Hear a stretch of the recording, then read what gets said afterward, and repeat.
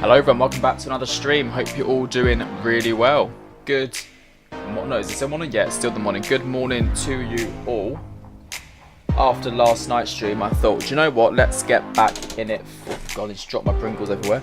Let's go into the for another stream. Why not? It was a lot of fun. Let's do it again. So far we have Guisty, good morning. Zach, good morning, and Finley, good morning to you all. We're back in the Airbus A320 today. Let's get straight into the simulator.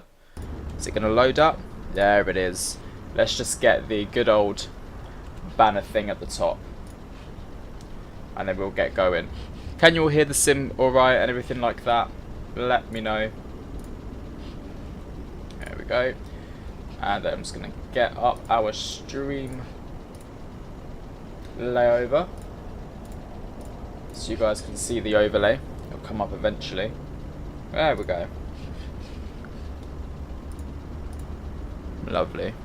Well, here we are guys, Gatwick on VATSIM. We are in the easyJet Airbus A320 at the moment, and it's all looking very, very nice indeed. As you can see, it's not too busy here. Surprisingly, for a Saturday, I did think it was going to be a bit busier, but it's actually not. There's a BAE aircraft over there, and there's a A320 there. But overall, it's actually quite decent, quite relaxed. So let's get straight into the flight deck then, and we'll get this aircraft loaded to ALMERIA, because that's where we're off to today.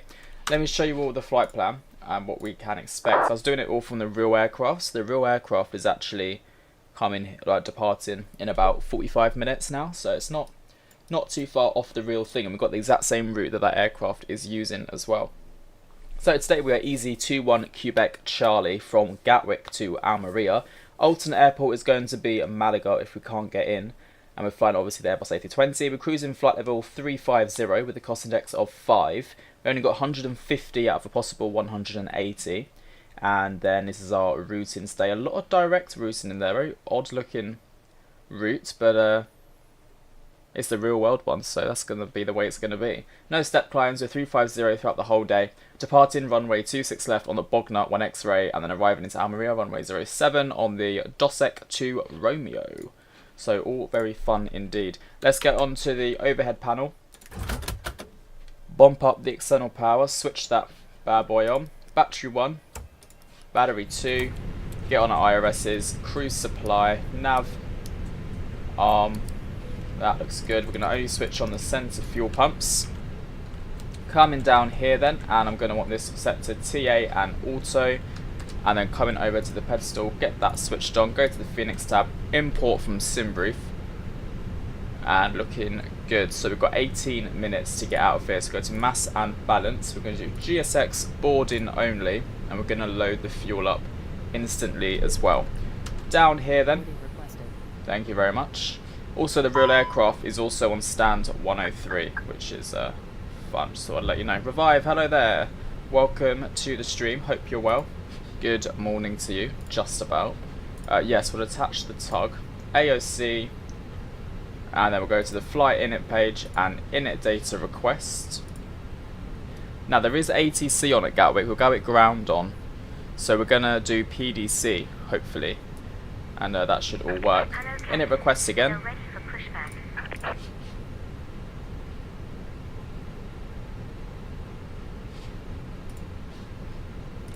And then that's all come through lovely. So we'll bring back up our lovely flight plan here. So like I said before, we are easy 21 Charlie. Quebec Charlie. Cost index is 5 and we're cruising flight level 350. Going to go to the flight plan page. Gatwick departure, runway 26 left, Bognor 1 X-ray. What are you fancying for lunch? I'm not really going to have lunch today, I don't think, to be honest. Not really. I've got a really nice dinner again. You know I love my dinners. Like, today is going to be a really nice dinner. I'll tell you about it in a little bit. Right, that looks good. So that's all done. Init page, we'll fill this in once boarding has completed as well. No rush to do any of that.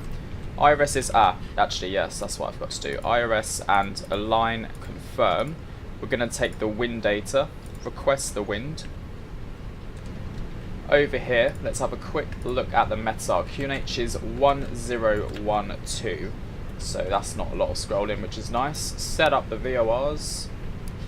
and CSTR. And if we have a look over here, let's have a quick look at what the departure initial climb altitude is going to be. 6,000, or it might even be 5,000 actually. But we'll set 6,000 because Bogner is 6,000, so we'll do that. So 6,000 feet here, nice. Wind uplink is done, as you can see, so all of the wind data is ready and set. Let's tune up ground now. We're not going to listen to ground, but we're just going to tune them up, because I forgot, obviously, in the Airbus, you can, in the Phoenix anyway, you can change the... Benno. Yeah, see? Even though they're on, I've muted them, so I don't have to actually hear them, which is always fun. Now, while boarding is going ahead, what we can do is go to the ATC communications menu. Got to do it ourselves. Request. No. I always get so confused in this one. It's AOC.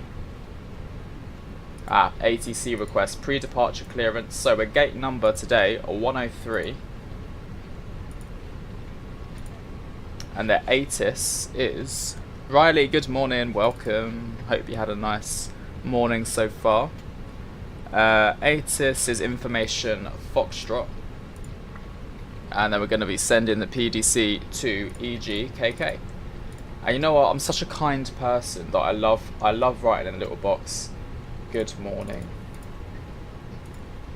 Good morning. Shame I can't do a little smiley face, or can I? No, that is a shame. It's like a bracket I could do. No. Whatever, okay. Right, we'll get into that there. So that's ready to go when we are. We've got 5 minutes till the IRSs align. I love how we get this thing up here. It's great. Really nice. We're going to start up the APU now just because. Look at everyone boarding via DHL. We're in a lovely easyJet holidays livery today. Everyone's getting on nicely. Got my sour cream Pringles standing by when I get a bit hungry. I mean, VATSIM is actually quite busy. There's a lot going on in France. That's for sure.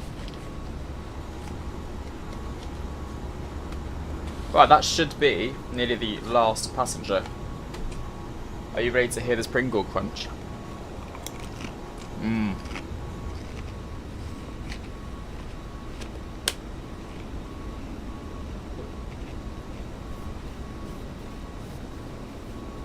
I won't show anymore, sorry. Okay, cool, yes, that should be everyone. Lovely. TwoFly001, hello, welcome to the stream. Hope you're well. Good nearly afternoon to you. Really, one more passenger to get on. Okay, let's start that up. Right, all the passengers are on.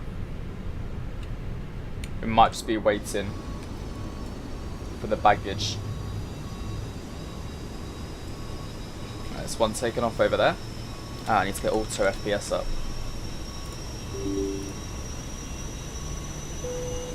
There we go. Boarding has completed. So we're going to head down here. We're going to send this information to the MCDU and go to departure perf, 26 left, sync, calculate, and send to MCDU. Flaps 1, touchdown 0.3, 152, 152, 152 is everything. And we've got a flex temperature of 66. Just going to make sure it's still the current ATIS, which it is. We're going to send through our pre-departure clearance.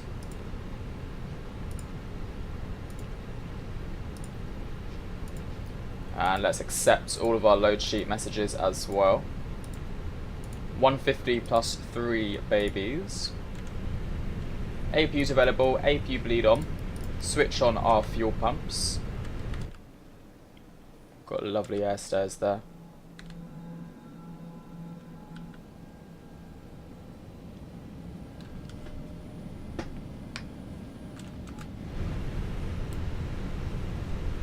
We've only got 2 minutes till the IRS is aligned, so by the time we get our PDC, which has just come through,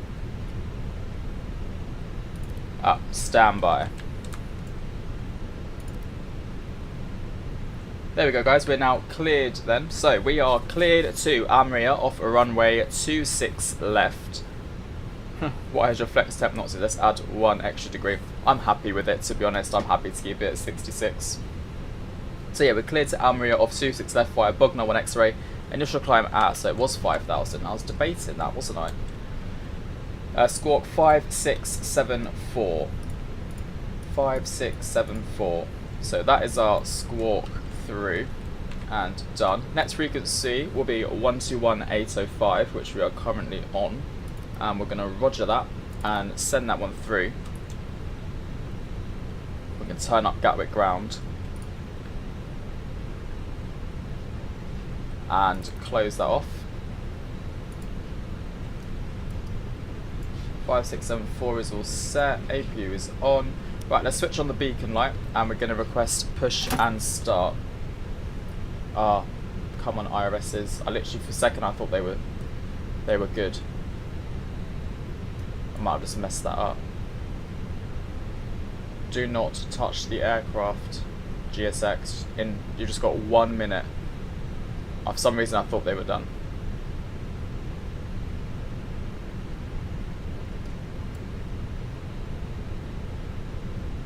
Come on.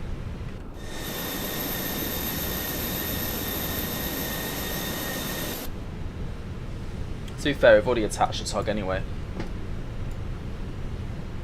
There we go, aligned, lovely. So we're good, we can actually request push and start now. Okay, four stations, new QNH 1011. So again, new QNH 1011. Gatwick out. 1011.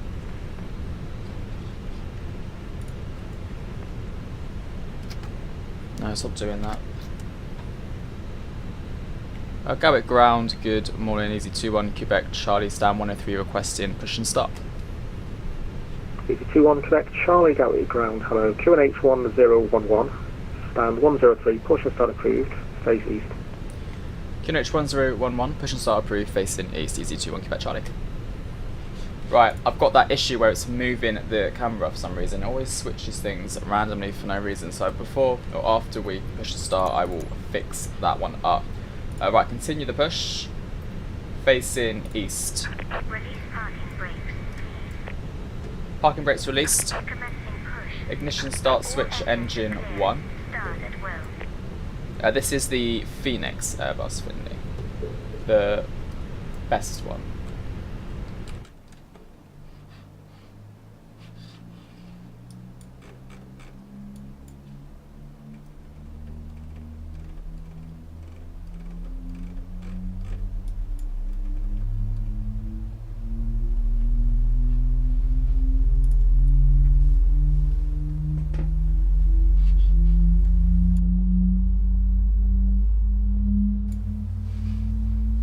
A320. Please pay attention.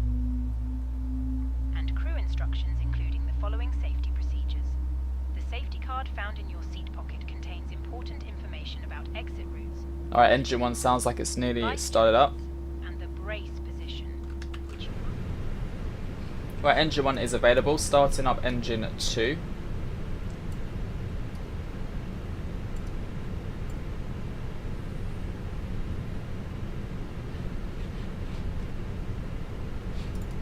One 24230 will be the next frequency we go on, so we'll set that one up now.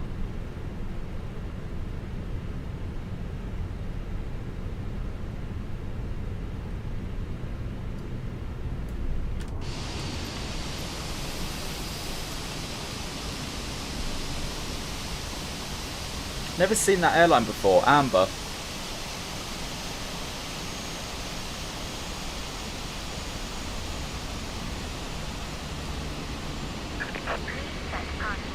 Okay, parking brakes set. Waiting your confirmation for a good engine start. Confirm. Cockpit to ground. We have a good engine start. You can disconnect.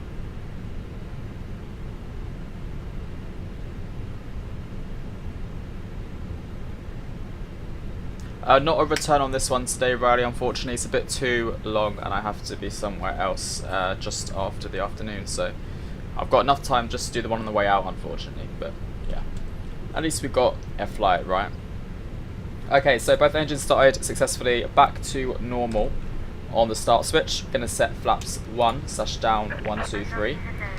Overhead panel, APU bleed, APU off, taxi lights, runway turn off lights on. Now, before we carry on, I just want to quickly go to controls. The pilot control. Oh, hang on a minute.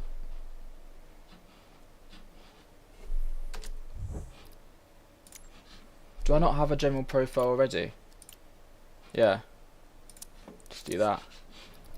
It's really annoying me, MSFS 24. It keeps doing things like this, changing things around.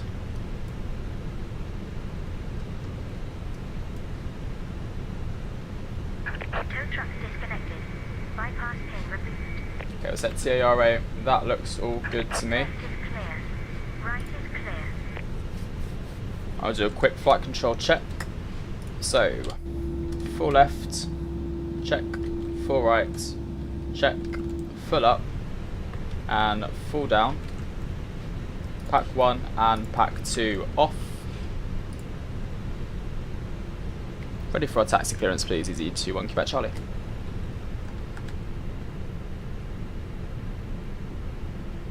EZ21 Quebec Charlie, taxi holding point Alpha 2 via Papa and Alpha Sierra. Taxi holding point Alpha 2 via Papa and Alpha Sierra, EZ21 Quebec Charlie. Right, so we're going to Alpha 2, which is this one here via Papa and Alpha Sierra. So really nice quick taxi. Parking brakes released, bit of thrust. And we're going to do all this whilst we taxi. Take your config test, normal, and we're going to pop on the predictive wind shear and weather radar now as well.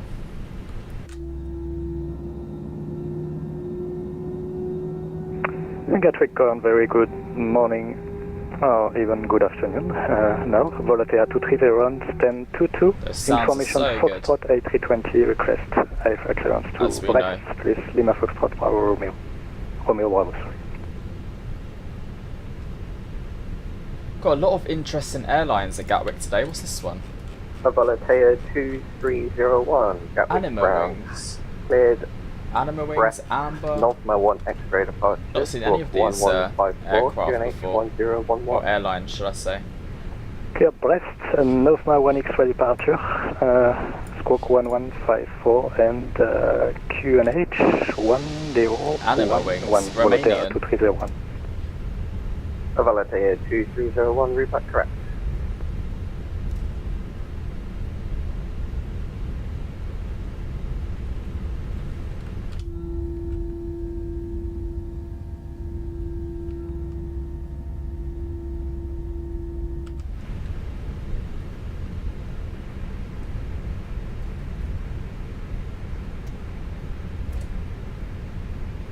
Okay, Alpha Sierra is just the next left here. Alpha 2 is just there. Look how the trees have gone all autumn.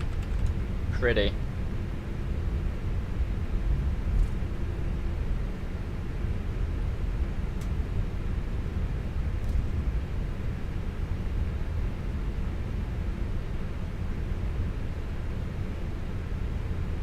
And what airlines have we got at South Terminal? Air Portugal and then easyJet.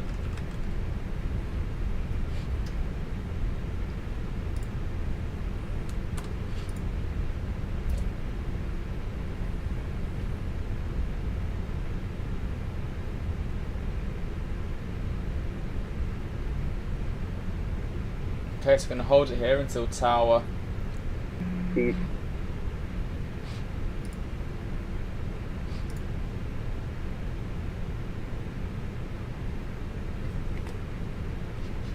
EZ21 Spec Charlie, Gatwick Tower 124.230, fine. 124230, thanks, EZ21 Quebec Charlie. Alright, Tower, good afternoon, EZ21 Quebec Charlie at Alpha 2. EZ21 Quebec Charlie, Gatwick Tower, good morning, hold Alpha 1. Hold Alpha 1, EZ21 Quebec Charlie. Okay, parking brakes released, we're going to hold up Alpha 1. And now let's have a look at the cabin. The cabin is now secure for takeoff. Thank you.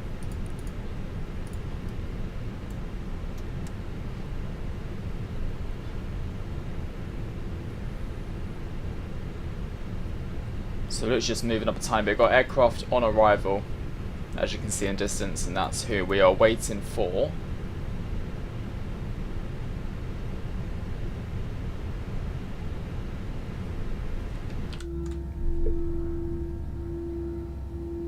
Look at that sun. Easy-21 Quebec Charlie, just be advised, the next two arrivals are coming in from Unicom and they're quite poorly separated. You might gonna have to wait for a while there. That's fine, thank you very much for letting me know. Easy-21 Quebec Charlie. No worries. Okay, so guys, we might have to wait a little bit of time then, like I just said, for the next two arrivals. They're on Unicom and their separation is a bit close. So yeah, after these two guys arrive, we should be ready for our takeoff. But it's okay because we get a bit of plane spotting in between, which isn't too bad. I don't mind it when it's like that, to be honest. It means we get to see out our windows and have a little bit of a plane spot. Wonder who they are. Let's have a little look. VATSIM radar, where are you? Hello, Super 12 Tango Bravo, established LS26 left. It's a Olympic Seabird 12 Airlines Tango Bravo, from Gatwick Tower, Athens, good morning, continue and then a approach, number 2, Speedbird, the surface wind British Airways 260 degrees, A350 12 from knots. Tampa. Continue. Hopefully we get in just after that British Airways. That's the goal.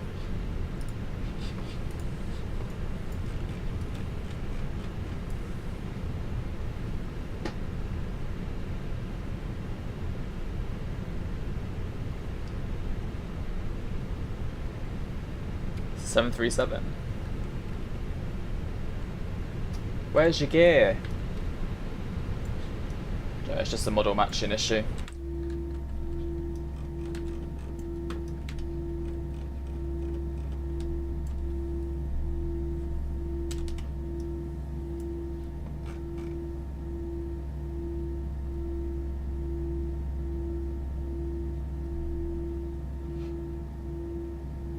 We put that quite far down the runway. And 21 Quebec Charlie, my apologies, you're gonna have to wait for the next one. He's just 2 miles out.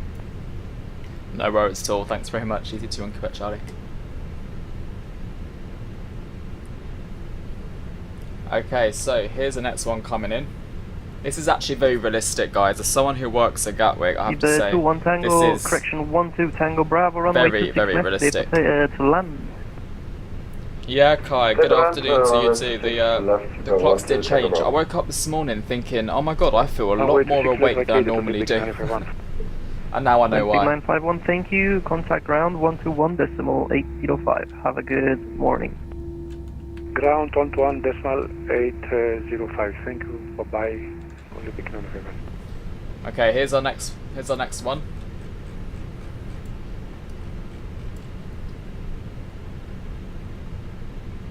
This one is an A350 from Tampa.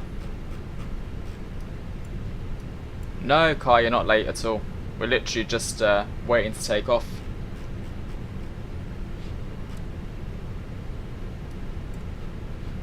This is a good time to make sure we've got everything set though. So weather radar's on, we've got TARA, landing light strobes, packs are off. Yeah, looking good. We can judge the landing of this 350 now. Tom, thank you very much for subscribing. Welcome to the channel. Good morning to you. There's this one has Easy-21 Quebec Charlie, line up and wait runway 26 left, and just prepare to go and no delay please as the next speedboat is coming in really hot. Really hot. No worries, we'll line up and wait runway 26 left, Easy-21 Quebec Charlie. We'll be on standby. Thank you. Do you have the scenery for ALMERIA? Yes, I do. It's MSFS 2020 scenery, but it does the job. It's not perfect in 2024, but it does the job. Right, so we've been told that we might have to go pretty quick. Nelly, thank you very much for subscribing. Welcome to the channel. Good afternoon to you.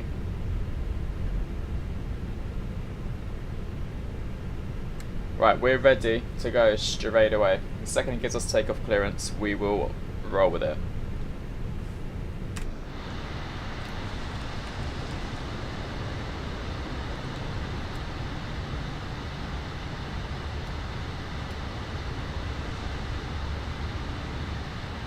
Gatwick Tower, speed bit 1 mate, uniform, 4 miles to run, fully established, 26 left.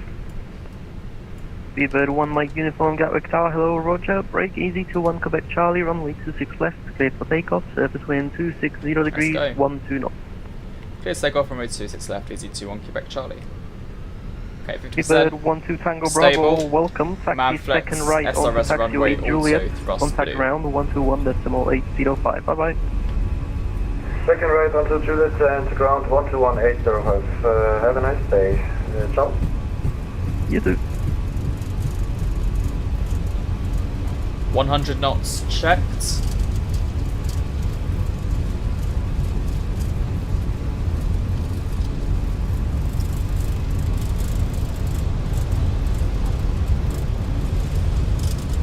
V1 rotates.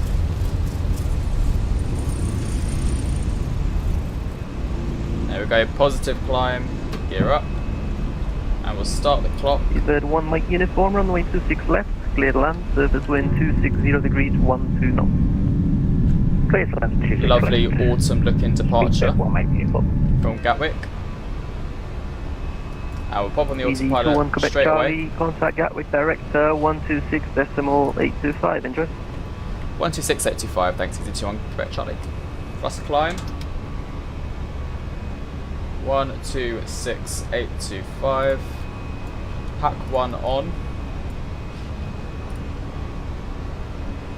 Gatwick director, good afternoon, easy 21 Quebec Charlie, passing through 1900. Easy 21 Quebec Charlie, Gatwick Director, hello, climb now, flight level 170. Climb now, flight level 170, easy 21 Quebec Charlie.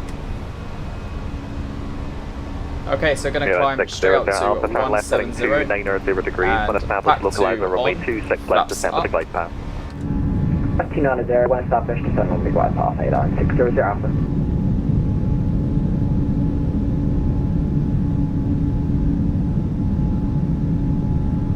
Very nice.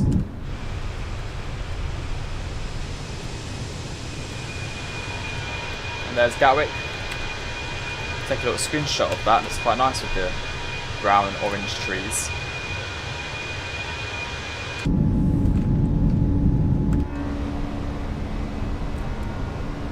Okay, we can disarm the ground spoilers, same with the auto brake.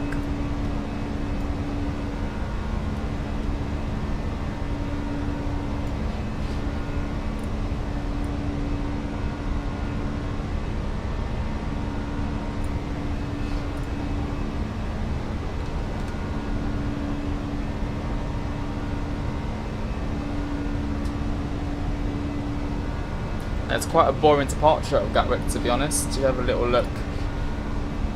Kids Other Player, hello, welcome. Hope you're well. Good afternoon. We've just departed Gatwick. We've got a fair bit in this ATC zone, and then we've been. Yeah, line 600 Alpha, contact Gatwick Tower, call sign only 124.230. 124.230, call for 98, line 600 Alpha. Right, okay, let's set the QNH to standard. And standard.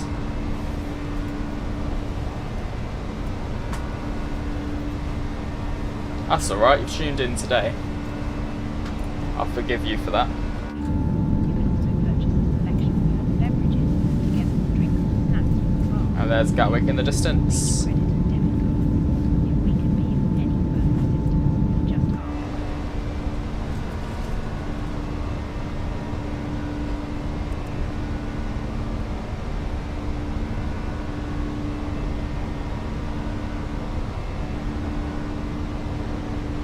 Easy 21 Quebec Charlie, proceed direct Drake.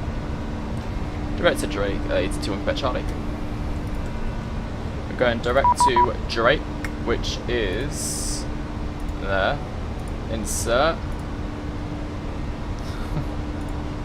Someone just messaged me on VPilot, said I'm watching you on YouTube. So hello, Kirill, who's based in Malaga. Hello there. Leighton, thank you very much for subscribing. Welcome to the channel. Hope you're doing well this afternoon. Right, okay, passing 10,000 feet. I should have done that actually earlier. EasyJet, turn this off when the flaps come up. Seatbelt signs can also come off as well. Passengers are free to annoy the cabin crew.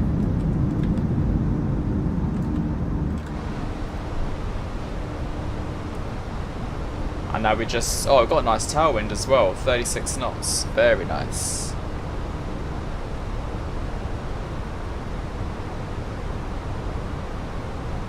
Really chilly in Nottingham, oh really? I don't know what the temperature is at the moment. It's probably about 10 or something, isn't it? Maybe that's a bit too warm. En route, guys, there's no ATC at the moment. There was a lot in Spain earlier on, but free to annoy the cabin crew, yeah. You all get up.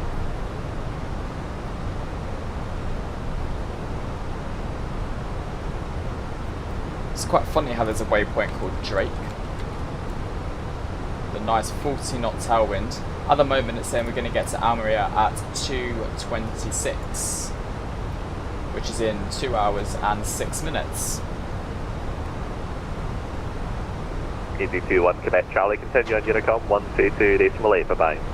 Unicom 122.8, thanks very much, have a good afternoon, Easy21 Quebec Charlie. Okay, let's set to Unicom then, 122.8. Scroll that wheel forever.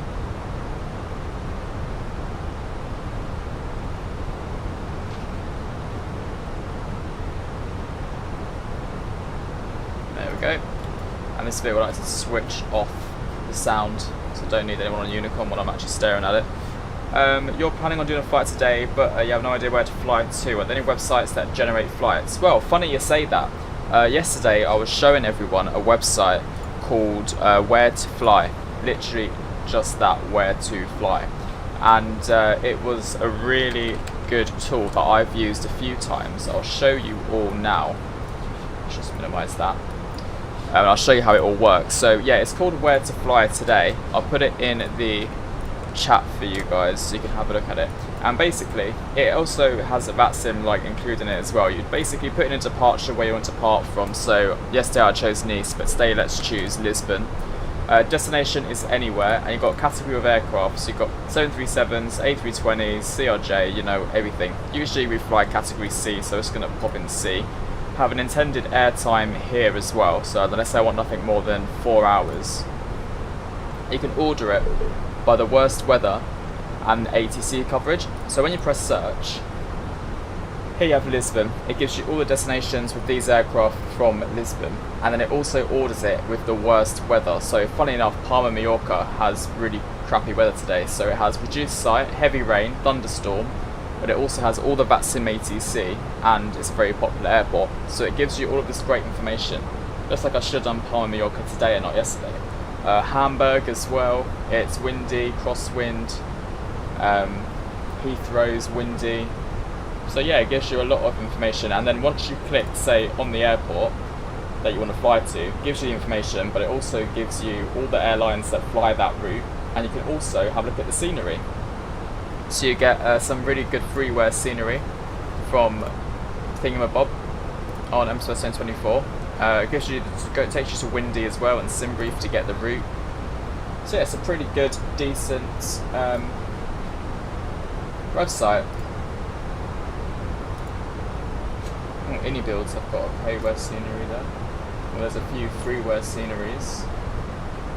Take you to flightsim.to.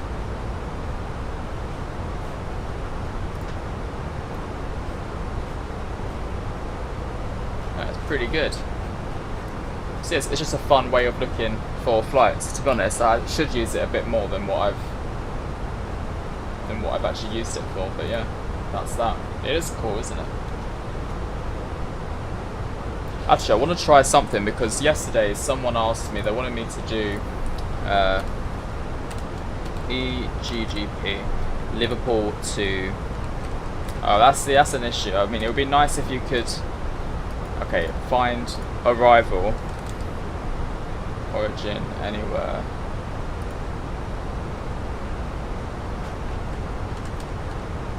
United Kingdom.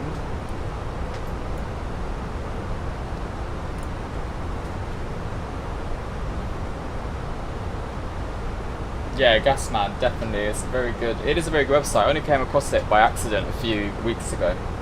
I might do a video on it actually. So as you can see here, at Marrakesh you get all of these destinations as well. So looking for Liverpool. It's not actually on there. Oh yeah, it is. Liverpool's there.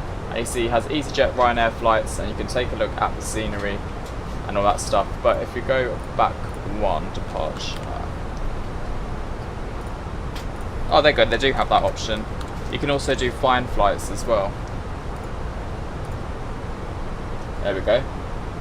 Got loads of easyJet flights. You can choose a Ryanair one. It's gives you the call sign, which is also a lot. Oh, that's interesting. I didn't even know it gave you the call sign. Yeah, I literally just found out new things for that as well.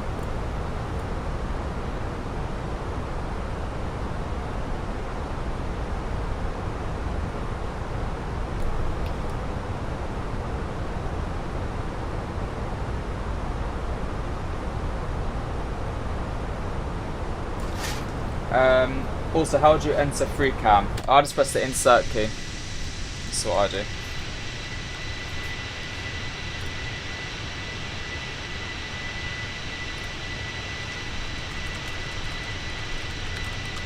But then for everyone else it's different. You can set up your own separate keybinds. Tom says, looks great, that website. Usually use Flight Radar and follow real world flight in the sim. Yeah, that's a good idea as well. I saw someone make a video a few weeks ago where they was on Flight Radar or Plane Finder, and they literally just clicked on a random aircraft and then just done the route that it clicked on. That's not a bad idea as well. You still can't get on VATSIM. It's really annoying. If I was you, I'd just make a new account. And it is way quicker, yeah.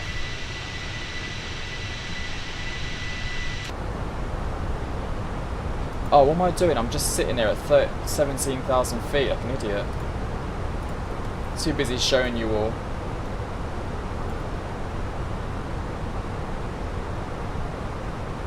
Just sitting there at 17,000 feet. Do that too much.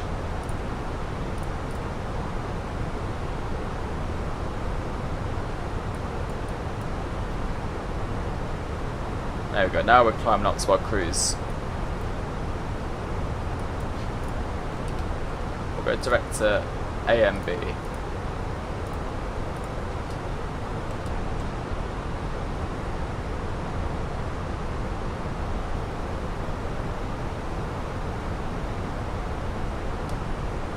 At least we've got a nice tailwind, right? Makes all the difference. I always try and do the flights with a tailwind and not a headwind. When I go live anyway. So way back would be far too long.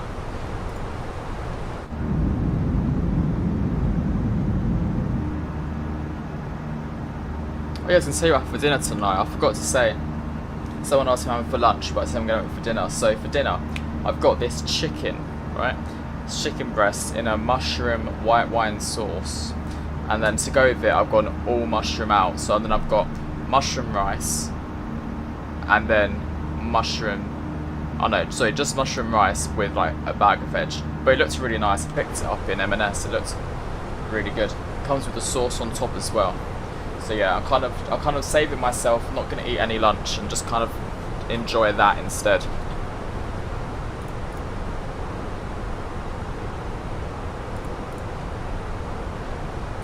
But knowing me, because I'm greedy, I'll probably end up having it. Doesn't it sound tasty? I agree. It really does.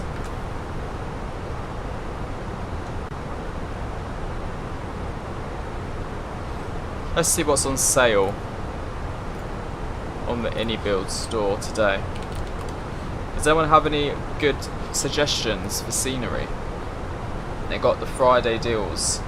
Or the deals anyway, on scenery. Oh, Luxembourg.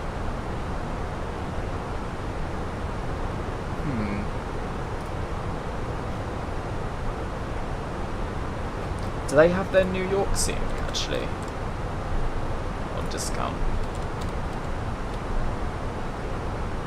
Your landing was -533. Ouch. You need to learn your lessons. You need to learn some flaring lessons from me. Get that minus 178. Oh yeah, JFK is on discount 16.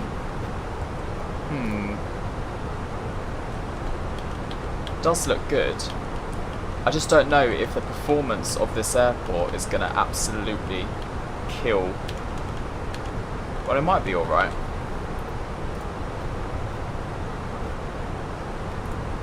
It looks quite detailed. So I want to do a long haul into New York. Well, it's not really a long haul, is it?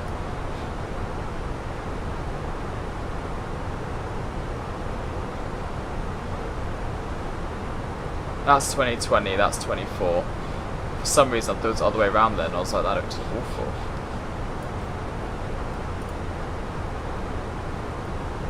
Oh no, that is 24.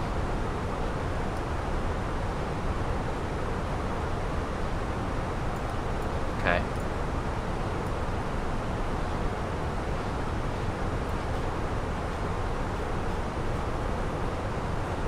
Yeah, I might get this New York scenery actually. Someone requested a flight from New York. I was just going to use a default ASBO one, but this one looks pretty nice. I'm going to add that to my cart. I've got Marrakesh in there and New York now. It's Kai Tak Airport in the sim. It's in the sim, I think. Jamie, I thought the exact same thing then. I literally had a look at 2020 and thought, why does 2020 actually look better than 2024? But I didn't want to say anything. But look, I was looking at... Oh, what is that? Go away. When I was looking at the New York one, when I looked at this, to me, that looks slightly more plain and backwards than that. Look at the grass in 2020 compared to 2024. So just me, or does 2020 actually look better than 24? I wasn't hoping I want anyone to think that, but if you think it as well, then it can't just be me.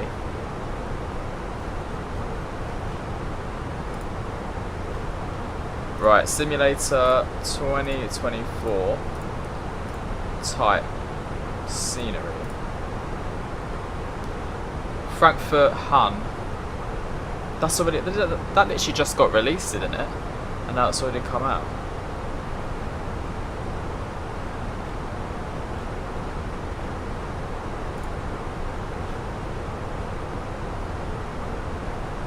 Yeah, they do, don't they? They look more enhanced, yeah. Larnaca, oh yes. Do you know what? I would really like to get Larnaca. When I saw it came out, I was like, I need to get that. I just obviously had no PC at the time because it was broken. But Larnaca would be a good one to do. Cyprus, haven't really been down there. Let's add that to the cart. Where's the cart?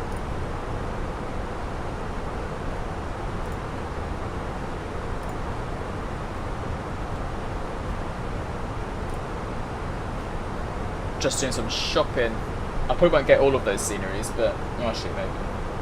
I haven't bought the sceneries in a while. Anything that's below £10, I'm always like, yeah, that's a steal. We need the Bluebird 757 already by the time it gets released, since it'll be gone. I cannot wait for the Bluebird 757. Honestly, if there's one aircraft that I'm most excited for, that I have been since I've announced it, it is the Bluebird 757. We'll come back to this because now I want to have a look at the 75. Let's switch the view a little bit. I just want to have a look at, see if they've said anything else about the Bluebird 757. Because when that aircraft gets released, trust me, it'll be probably the only thing I fly for quite a while. You flew into Larnaca last night from Manchester, 4 hours, 10 minutes. Oh, it's quite long. Well, they've also got the 76 in development as well, but this is what I want to do. Right, Delta, Iceland Air and Condor, those are the 3 757 flights I really want to do. And then when the 76 comes out, it will be Delta. Oh, Azerbaijan Airlines, I want to do Azerbaijan as well. Been to Larnaca in real life and Indy builds. And the Indy was quite good. Went on the Emirates 777 for Malta. Oh damn. In beta testing. Nice. Sometimes I wish I was a beta tester for things. It's just quite, it sounds fun, you know.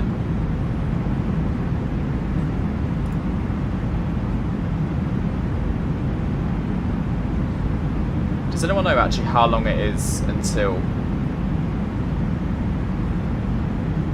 this actually gets released? Does anyone have like a time? There's no time frame, is there?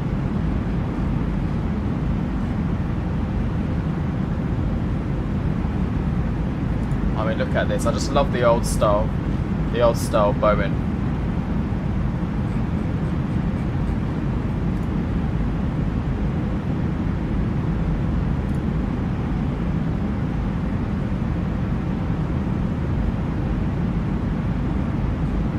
One day, guys, one day it will come out.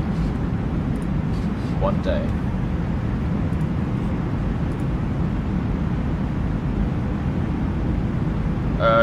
You're limited to the Fight Factor 757 X-Plane. It's quite good, but it's outdated. Yeah, I've got the Fight Factor 75 as well. I've not got X-Plane installed, but if I was to install X-Plane, it would only be for the Fight Factor 757. Won't be for anything else but that.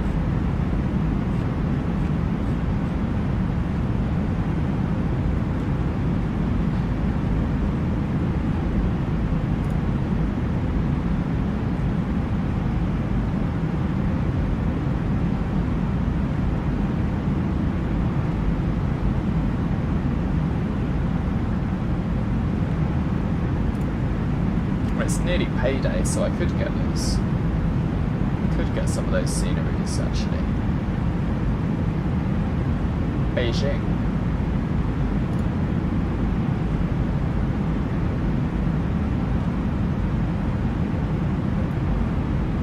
What do you think will be my first flight at 757? Good question. You know what? I'm thinking about doing Condor from maybe Munich or Frankfurt down to somewhere in Egypt. I think that would be quite a cool flight. Maybe maybe Frankfurt to Cairo. Oh no, maybe Hurghada or Sharm. I think I might do one of those flights, and then after that it will be Keflavik to Stockholm in the Iceland Air. That one sounds fun. And then a Delta 757, one domestic USA flight. I don't know what one yet, but definitely one of them. Aaron A340, hello, good afternoon to you, hope you're well. Just talking about what our flights would be in the Bluebird 757 when they gets released. How about you, Jamie? What would be your go-to for your first flight in that aircraft? Oh my god, Bari is on sale for £3. Look, from 15 down to £3.90. Why is that so cheap?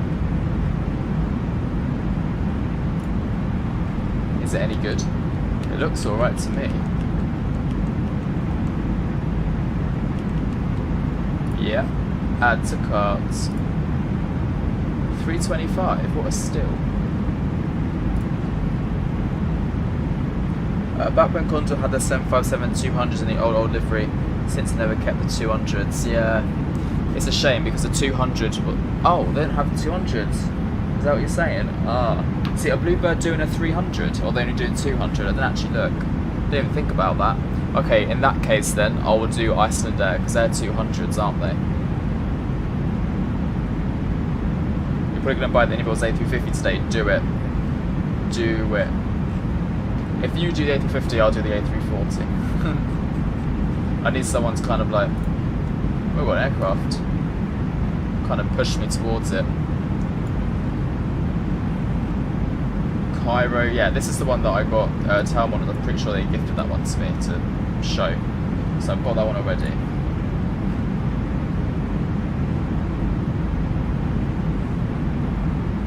Manchester to Madeira and a Jet 2 or 2E. Absolute favourite, yeah, true. I used to love flying the 2E 757 and X-Plane with the Fight Factor.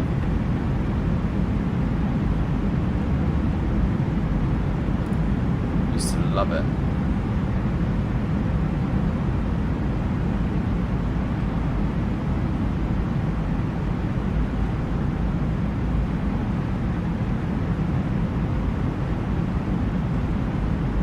animals.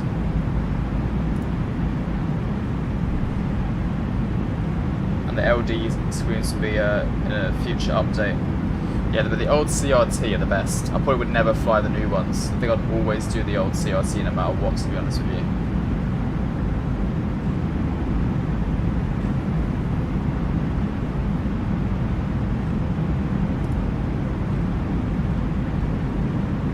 £5, 15, 13. I'm trying to look for more like really good. Got Marrakesh, which is the one I was looking at there. £8, pretty decent. 10. £5 again. £4. If anyone's looking for like good scenery discounts, guys, get yourself on the AnyBuild store. There's some really good options here.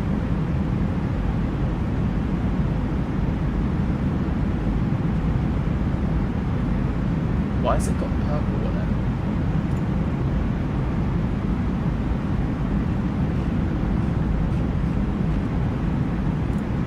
It's not actually compatible. I flew on a live stream to Stansted the other week and we literally ended up not being able to taxi because we went into some random glitch and it stopped our aircraft from moving. So they've got to fix that one.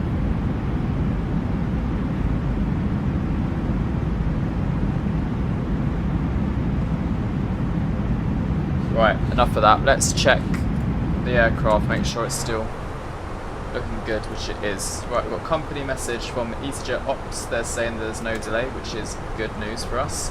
And we've got a lovely tailwind of 73 knots exactly, which is pushing us along nicely. It should be arriving at 2:17, which is in 1 hour and a half.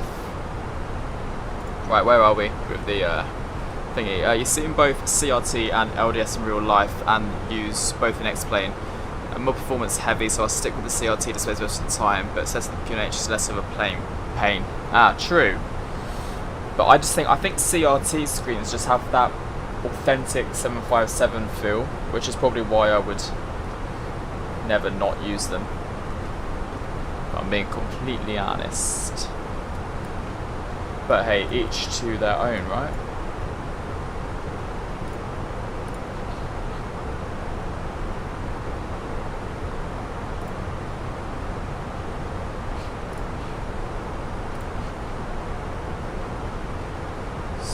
VATSIM radar.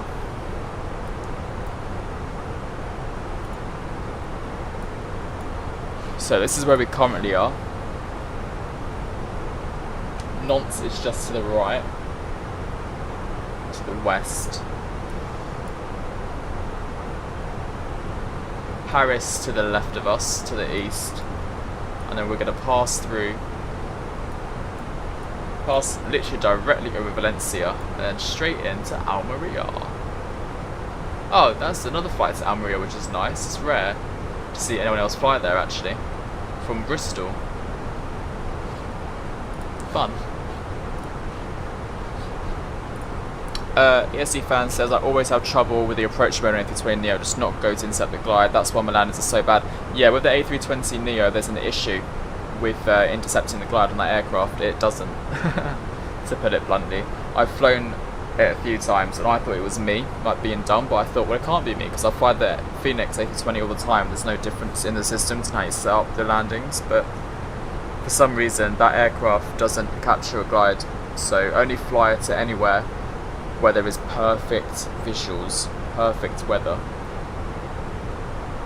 Then you'll be okay.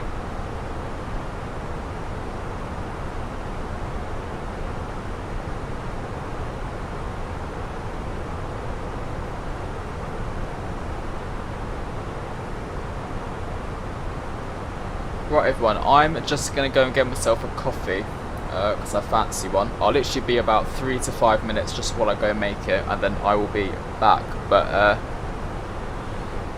it's like climbing on final. I like it, it's strange. And the good thing about owning virtual airlines is you get to choose and make everything up. Your virtual airline is taking all of the Condor current 753s. Shame they can't be seen in real life. Yeah, oh, but it's good to have a virtual airline, it is good. You have to send me a link to it and I'll have a little look.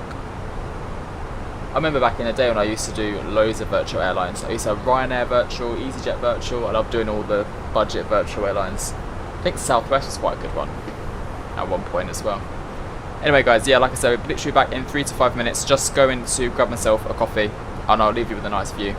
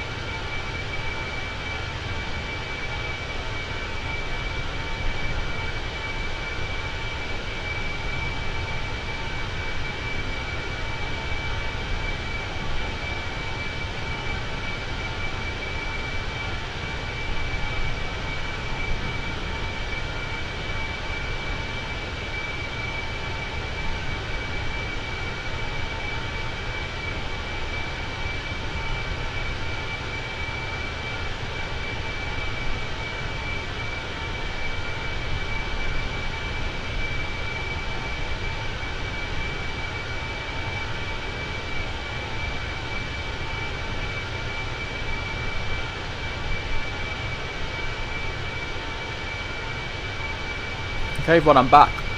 Got my coffee and happy man again. Let's get in, oh, so you can hear my phone. Let's get back in the flight deck, a bit quieter.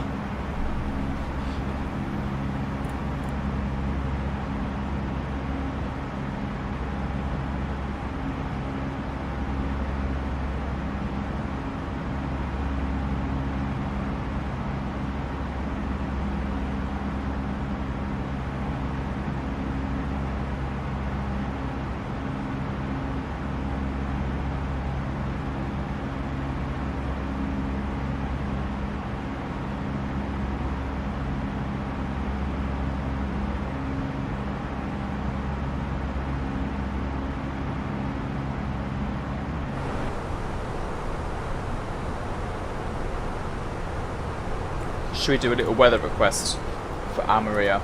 See what the winds are like.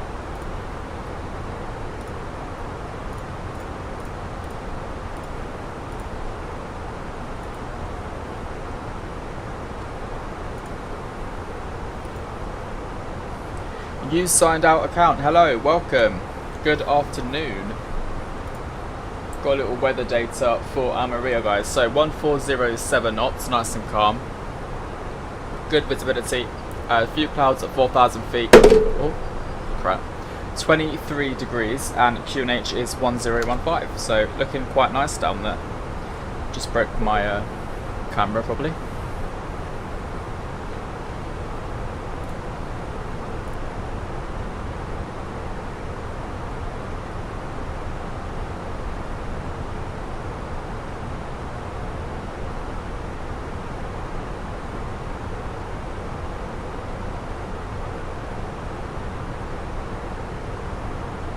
Should we see where the actual aircraft is that I was doing this from? Because earlier on I had a look at the call sign and I was having a look what it was doing, but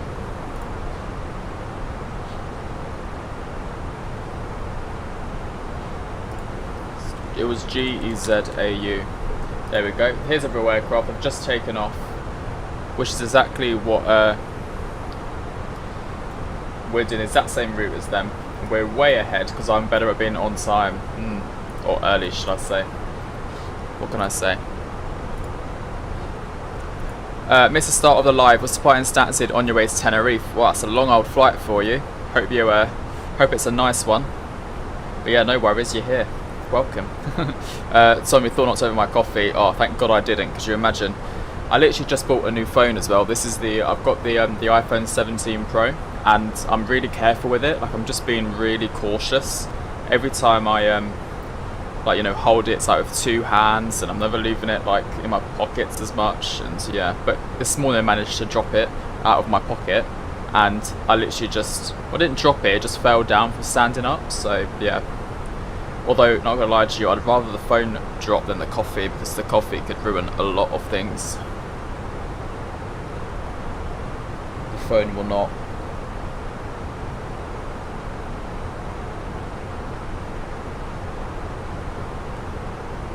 Put the coffee down. Got myself a Red Arrows coaster as well. You can tell I like aviation. There's planes everywhere. Finley, how was your lunch? What did you have? Hopefully it wasn't anything nice, because it'll make me hungry. Try not to. Well, we've got a bit of turbulence and weather around here, just to the east of us. I look on windy, see what the winds are like.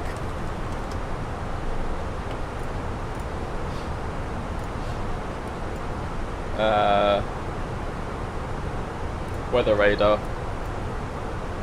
Yeah, this is where we are right now, so something around here.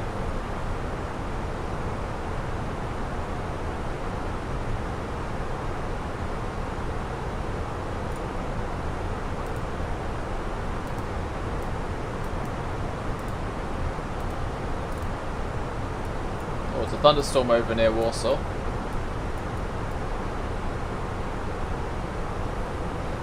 Not too bad.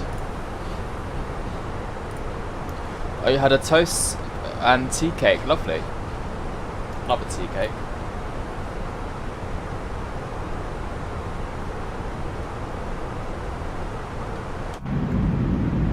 It's getting a bit more cloudy now, isn't it? You can see. There's a lot more clouds forming, so yeah, it might get a little bit bumpy. There's a weather radar on Navigraph charts, isn't there? Ah, yeah, there it is. Weather. I always forget this, but on Navigraph charts, there's a weather radar on it, and you can see this is what we're kind of dealing with. But actually, what is this? This might not actually be. This is the radar. Let's do.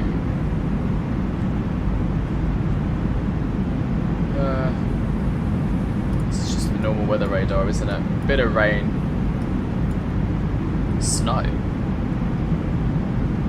Oh no, this is why I want this one. Yeah, just a little bit of rain, nothing major. It's just in the middle, so that's why it looks a bit cloudy.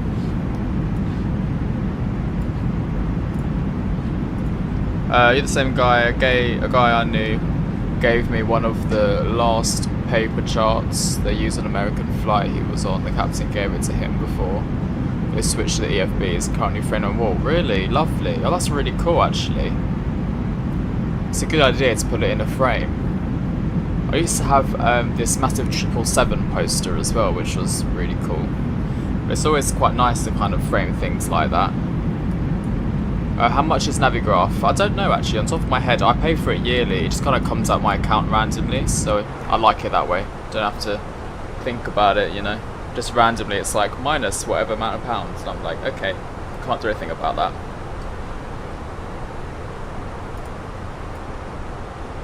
There is a monthly subscription as well though, it just depends what one you get. The Navigraph, let's have a little look.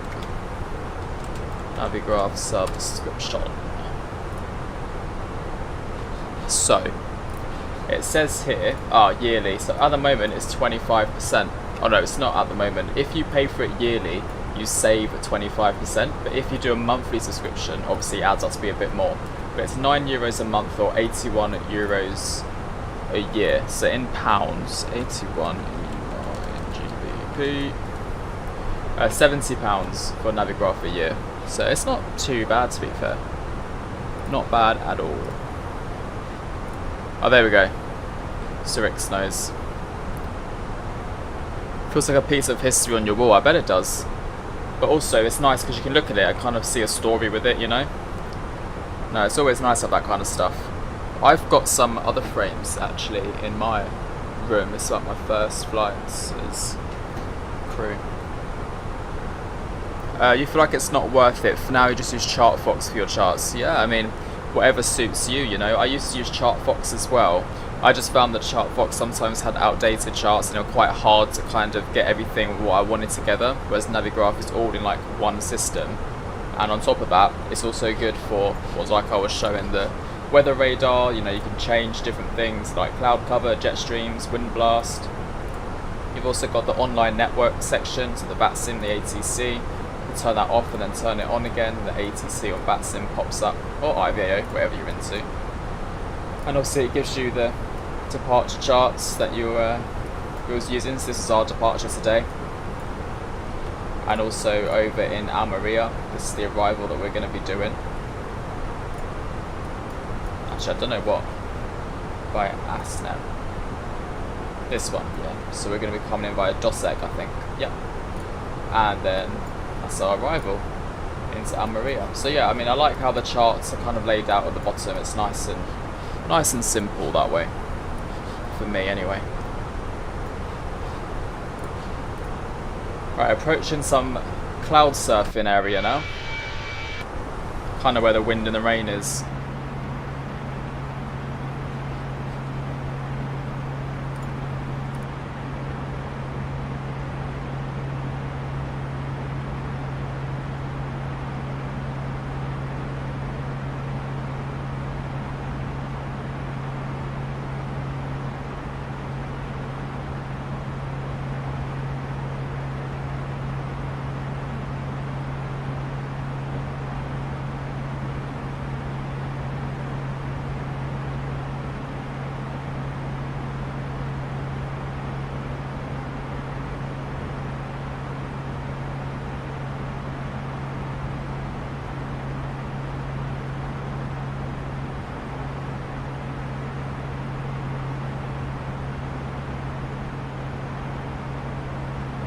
Yeah, that's another reason why I made the switch as well to Navigraph. Sometimes, like you said, the airport isn't supported, so I think it just depends how much you use charts and how badly you want it. I mean, you're fine without, to be honest, but I also like the route that it shows you you're en route.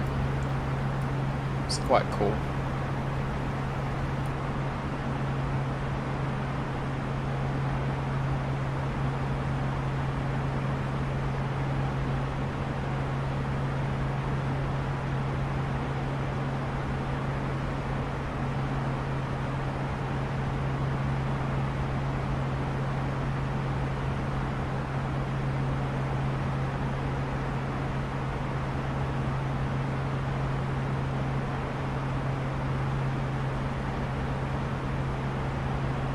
Welcome back, Riley.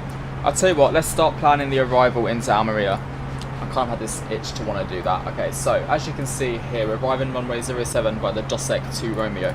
It should be quite a simple approach from that point. We'll do the... Oh, it's only an RNAV from there. Oh, is it all RNAVs? Oh no, there's an ILS.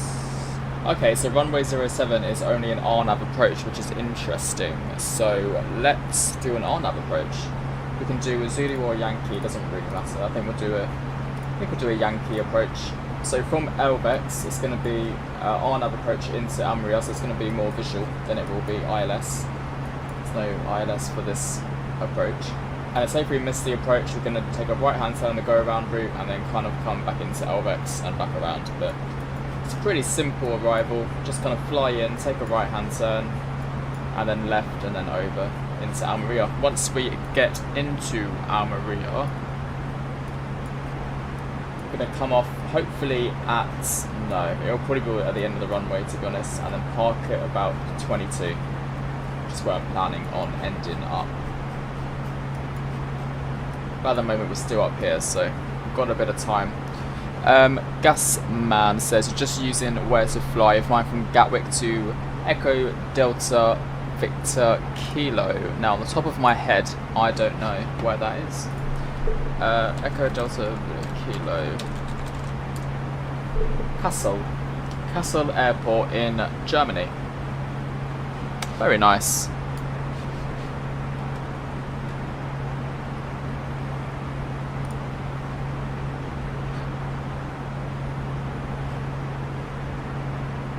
Oh, I'm gonna sneeze.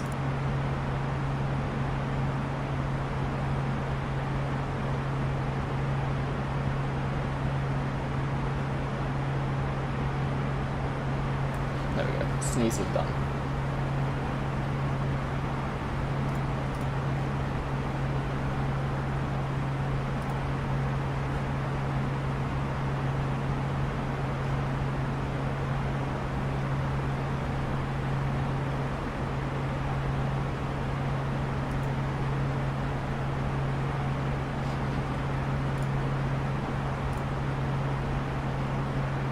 Yeah, Riley, you should be doing KLM all day. I said yesterday, didn't I? I was like, what are you going to do? KLM from somewhere to Amsterdam or something like that. What happens? You're going to tell me that you're not going to do it.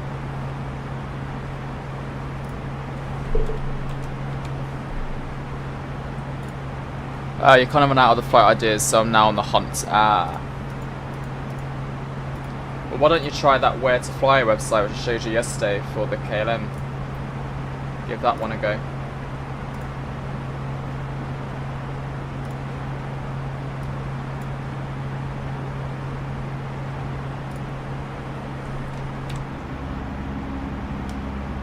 Cool, not the best of weather today, is there, in France?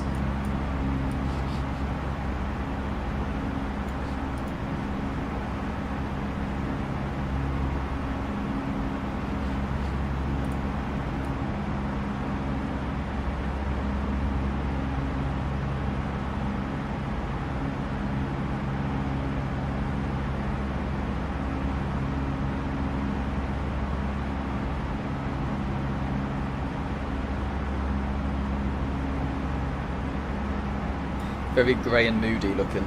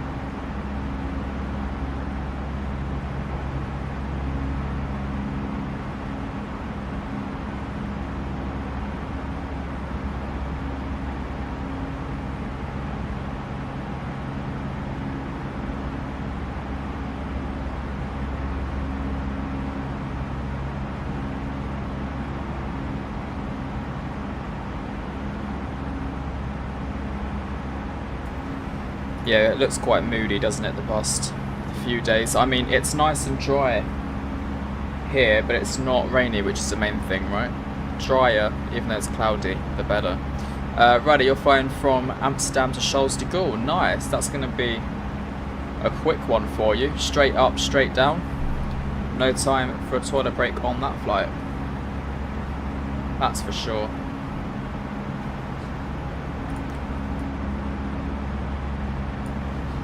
See what else is around. Just slowly browsing today.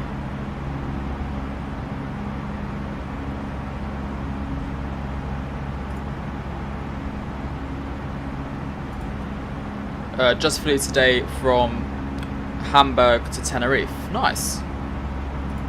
There's a good Hamburg scenery on flightsim.to, isn't there? I actually wanted to have a look at Hamburg. I was going to fly in and out of there. There's a pretty decent one. Good freeware. Oh, Sofia. 53-minute flight. Okay, it's actually longer than I thought it was going to be honest.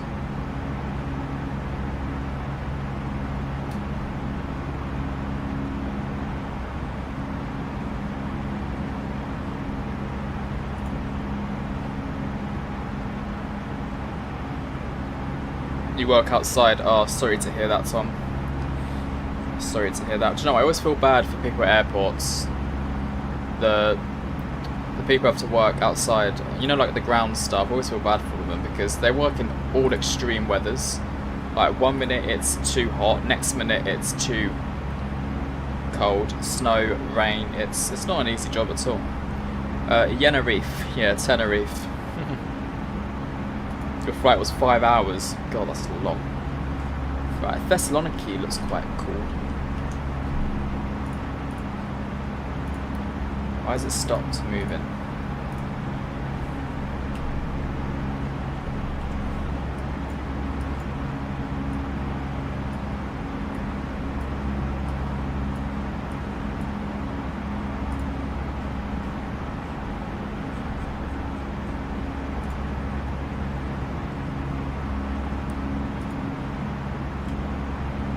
Paphos for £7. Is it any good though? Because I'm pretty sure there's actually a freeware Paphos. I'm pretty sure this one looks like quite.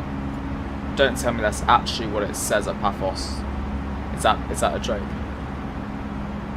That's just drawn on the image, right? Yeah, it's not good. No, not really care for that one. I bet it's not too bad when you go to look at the aircraft all day. Yeah, I mean, that's true. That is true.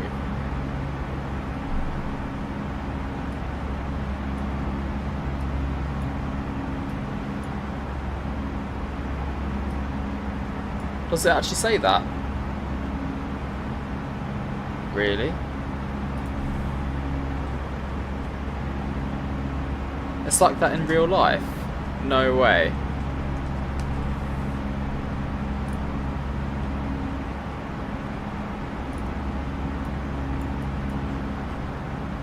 Oh yeah, that's hilarious.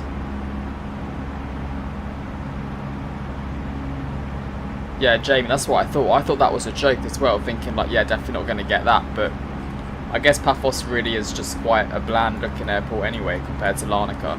But that's crazy. I literally was like, no way, is that real? But that's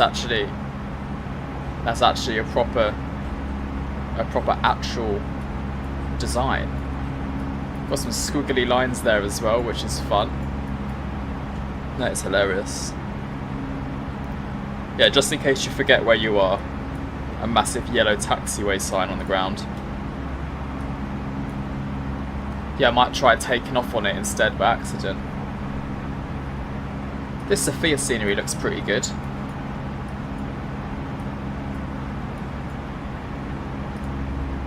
I might get that one as well.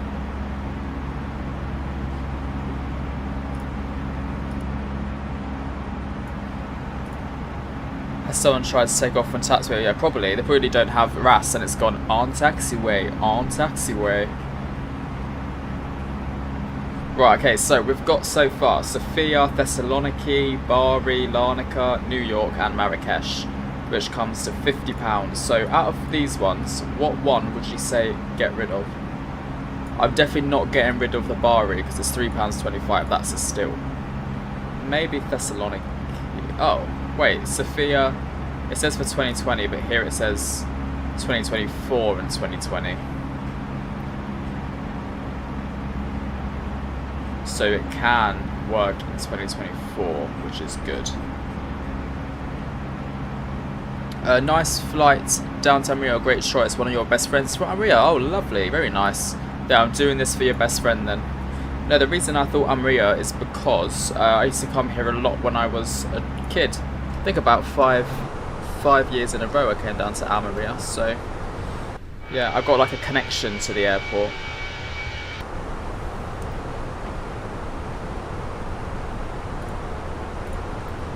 Right, yeah, guys. What one should I get rid of? If you had to choose one to not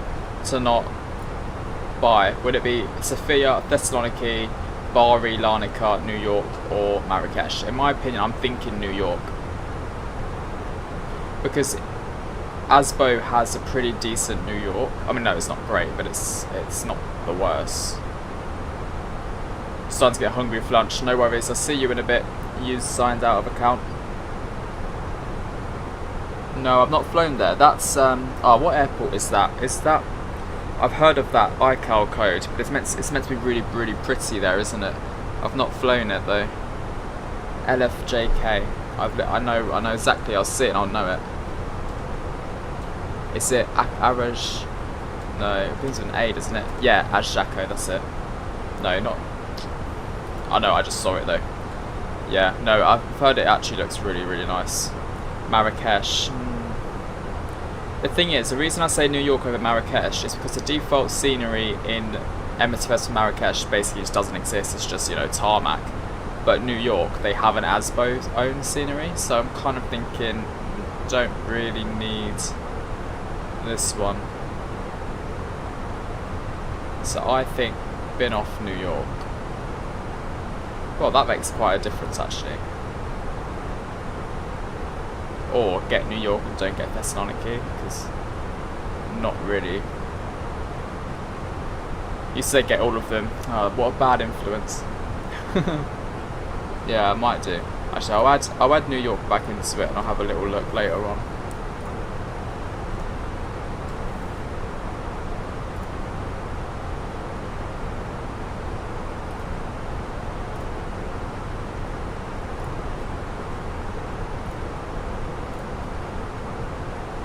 Yeah. Cool. Right, how long until top of descent? We've not actually planned for anything yet, so I think still quite a while. So I think what we'll do is we're halfway there. Let's start planning for the arrival. So we're going to be doing the RNAV Yankee arrival 07, and we are on the DOSEC to Romeo, which is this one, and we're approaching via LBEX. We'll insert that, go to the perf page, next, and we'll fill in some details here. So the QNH is 1015, temperature is currently 23 lovely degrees, and the wind, we'll just do 060/9, just repeats itself. There we go, and 136 is our final approach speed. And then the minimums, 376. We'll dump that in there, lovely stuff, and that is done. Where would you fly to the most and least and base it off that? Probably New York, the least. Because it'd have to be a long haul. I don't really do a lot of domestic USA flights, to be honest. I would get Mercia. Have you seen that one on the Airbus website? No, I've not seen the Mercia one actually. I'll have a look at that one after. Mercia is quite close to AMERIA.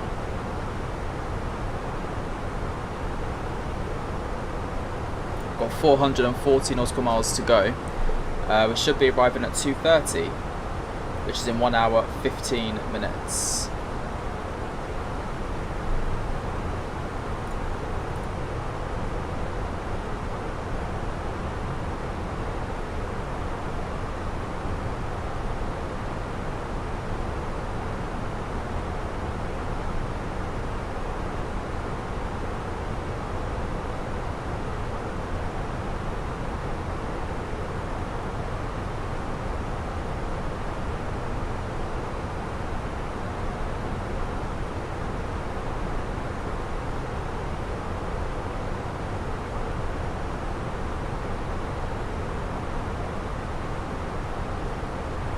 Let's go direct to MLA. There's a lot of waypoints there. Didn't change our direction at all there. VLC is Valencia, so when we reach VLC, that's when we are actually at Valencia.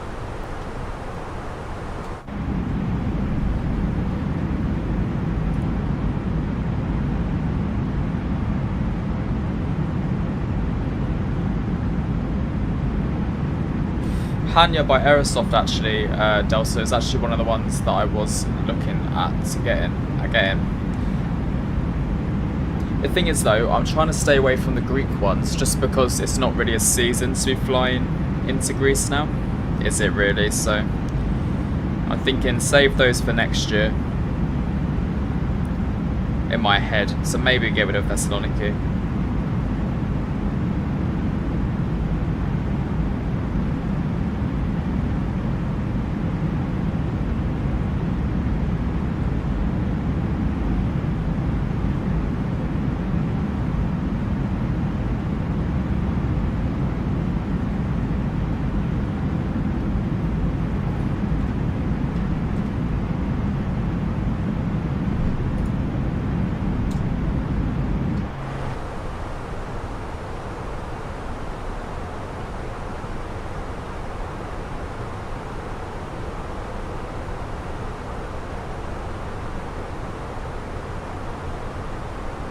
Are there any sceneries that I regret buying? Good question. Any sceneries I regret buying? Anything for P3D. Because I spent a lot of money on P3D. And obviously now it's just dead. But then I could say that about MSFS, you know. I could say in the next 10 years this might be the worst sim going as well. And there'll be something incredible. But if it's any that I regret purchasing at the moment... Oh yes, what was that Gatwick scenery? Was it? I can't remember the name of the developers, but it was before the IndyBuilds one. I purchased that Gatwick scenery, and it never got updated once. It was such a waste of a purchase, and then they actually ended up removing it from Sim Market or wherever you could buy it from. They just completely removed it, so it was just like a waste of money. So yeah, I'd say I probably regret that one if anything. Ryder, you're taxiing on the runway at Amsterdam and it's windy. Ooh, good luck. Aerosoft Dusseldorf was superb. You got it on Contrail last week for sale for £13. Do you know what? Contrail store is my favourite. If there's any store I will purchase from, it's Contrail, because they get given the that's it, origami. It was origami. In my head I was like, was it origami? But I thought it wasn't. Yeah, it was them. Yeah. What was I going to say? Yeah, Contrail store is so good because every purchase you get points and you can use them points as vouchers to like remove some money off the previous one. So yeah, Contrail store for me is what I always go for, and second place IndyBuilds. But since IndyBuilds have a sale on, then I may as well, you know.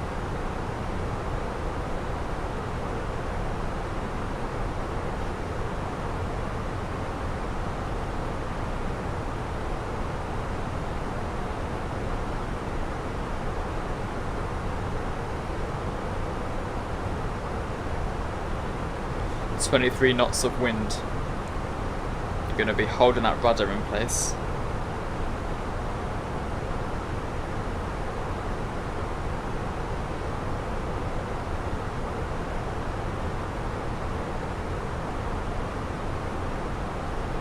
Yes, Leighton.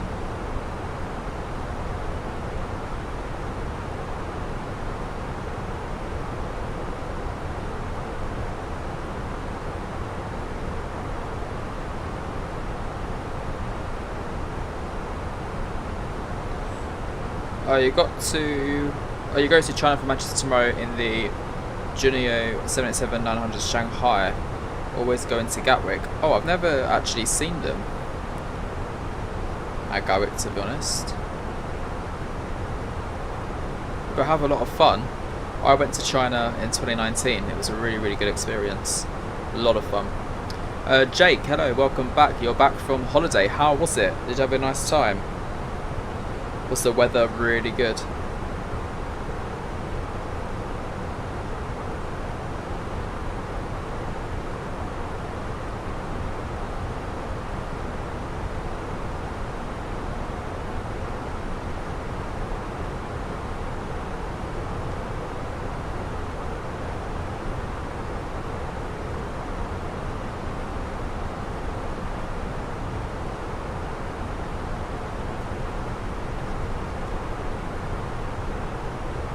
It's getting a bit windy for us as well now. There's tailwinds changed to a headwind, which is upsetting. I was hoping it would stick to a lovely 60 knot tailwind the whole time.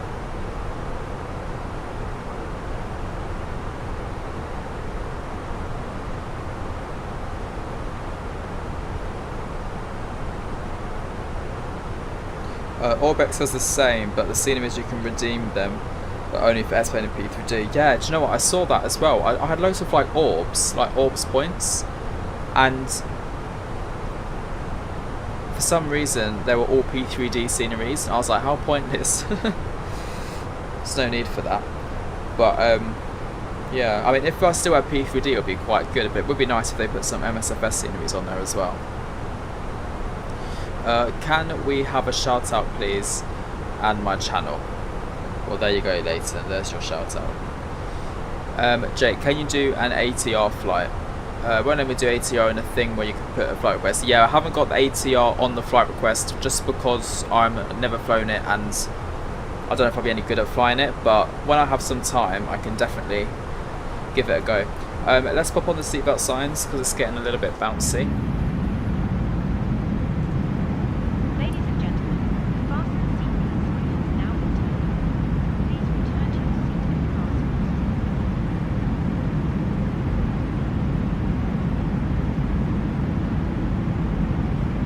There we go.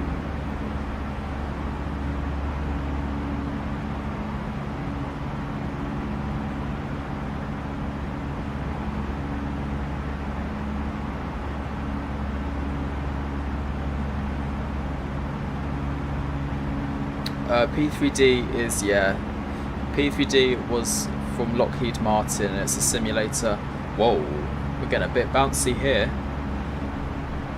Didn't see this weather come up on my radar. Palma Mallorca, guys, has awful weather. It's really, really raining. They've got, even on their approach, let me show you. Look, they've got awful weather completely. I mean, where we are, we've got, where are we? We have just got a bit of turbulence.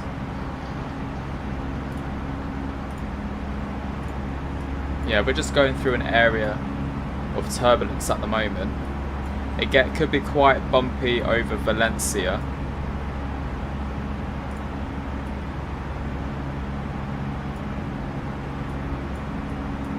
Yeah, this is the area of turbulence we're in at the moment. So actually it won't be bouncy over Valencia. It's just currently over here. It's worse over France.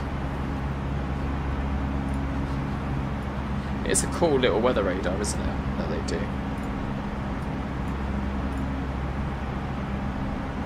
How long left on the flight? We got probably about an hour, just under an hour.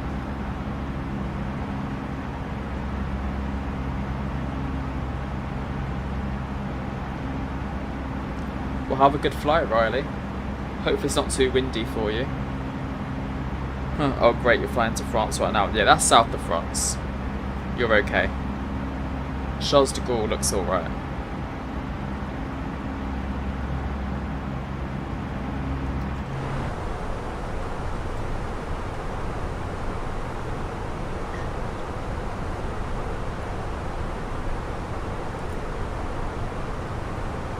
Okay, we're going to set our altitude to flight level 100 because once we get to Dosek, which is the approach or the arrival, the beginning of the arrival, no altitude restriction of flight level 100. Once we get there, it will be flight level 90, then 85, 85, and then 5,800. It's going to be quite a steep descent until we get into ALMERIA. So what I want to do is we can probably, we'll slow down quite a bit just so we have enough time to kind of get our nose down.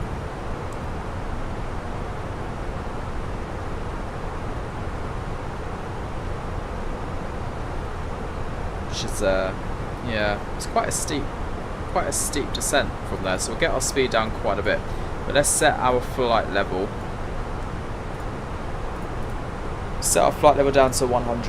Let's do it now. It seems to have calmed down a little bit of turbulence, so we'll turn off the seatbelt signs. I've checked the OFP, it states where the worst turbulence is expected. Where do you find that? Is it at the bottom with the maps?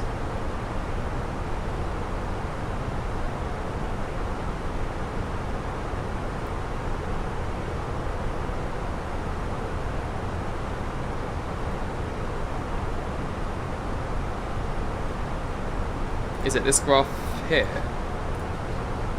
These ones? Because this is where we are now, so this is where we had turbulence. So is this the areas of turbulence here with the winds?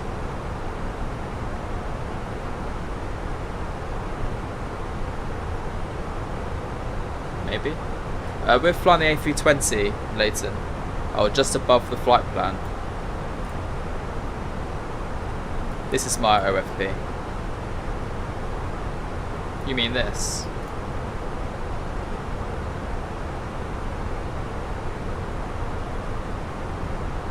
We might have a different layout.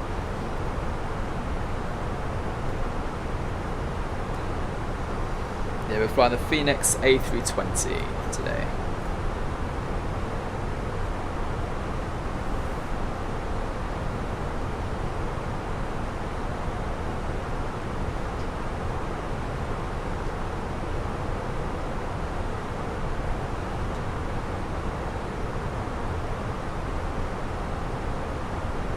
Max SR. Oh, I just saw that.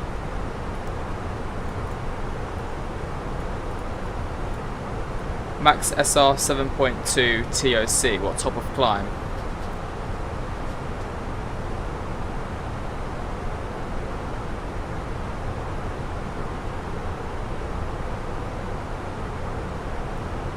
You were in Tenerife down Marks and Flight Simulator, EasyJet. Nice. Everyone seems to be doing Tenerife today. It's been a popular one.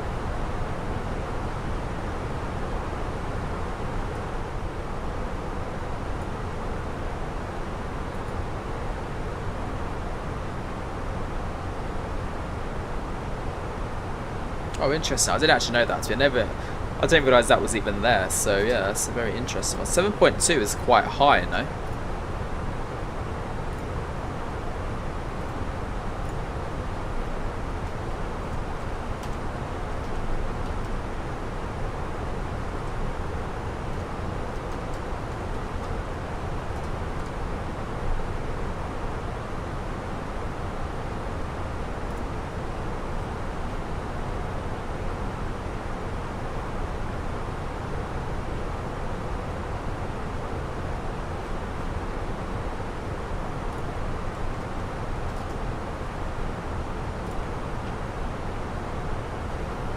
So the MCDU says we'll reach ALMERIA at 2:35. So we've got 1 hour 5 minutes until we get to the lovely south of Spain.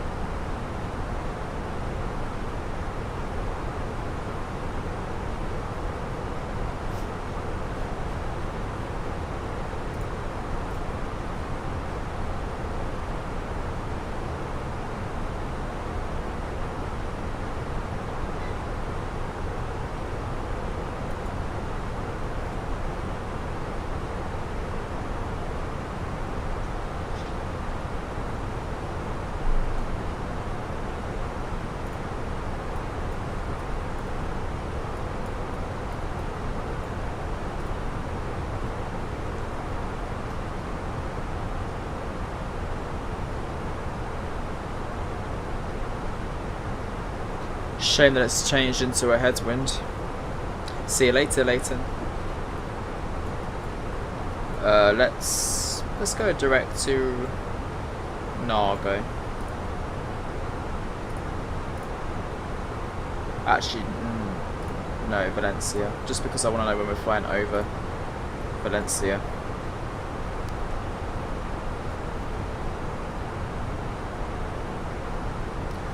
It looks like I should have done Palma Mallorca today. Actually a bit annoyed now that I didn't do PMI today.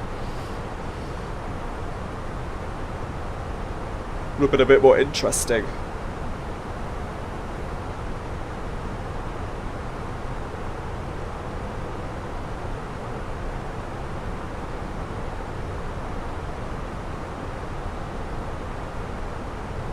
You might go to London. Do it. Do Heathrow. Do the main London one.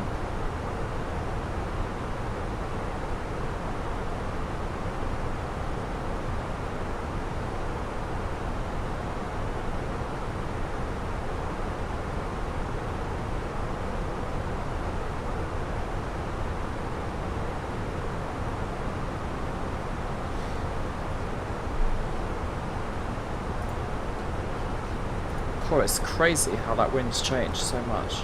It's now 75 knot headwind. Considering it was getting like a 75 knot tailwind, it's changed an awful lot.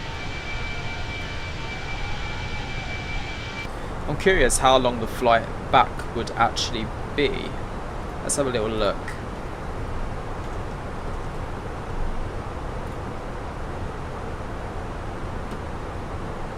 New flight.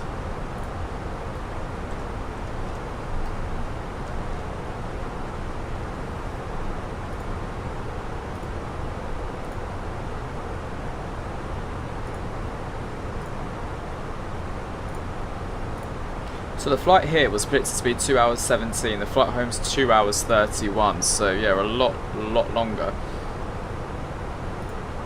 There's only one real world route for it. It's a much longer route. Takes you up the centre of Madrid, more centre to Spain, and over the Bay of Biscay. Whereas we're not flying that way at all. We're flying through eastern Spain and through France. Probably because of the winds. There's a few ATC in Portugal as well, Lisbon.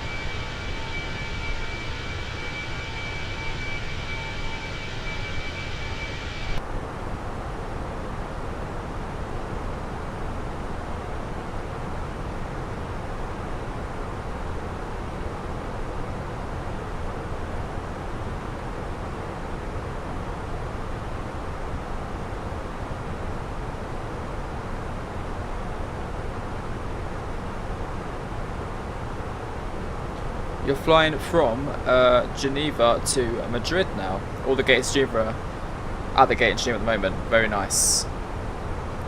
Wait, is that in real life or in the sim? Confused now. What is the flight code? What for EasyJet? It's EZY. Easy.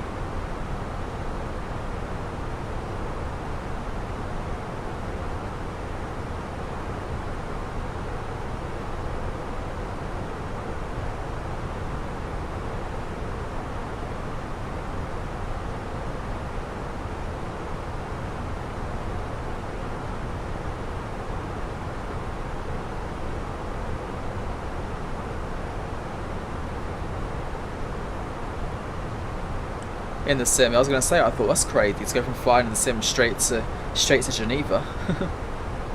That's not a bad flight actually, to be fair.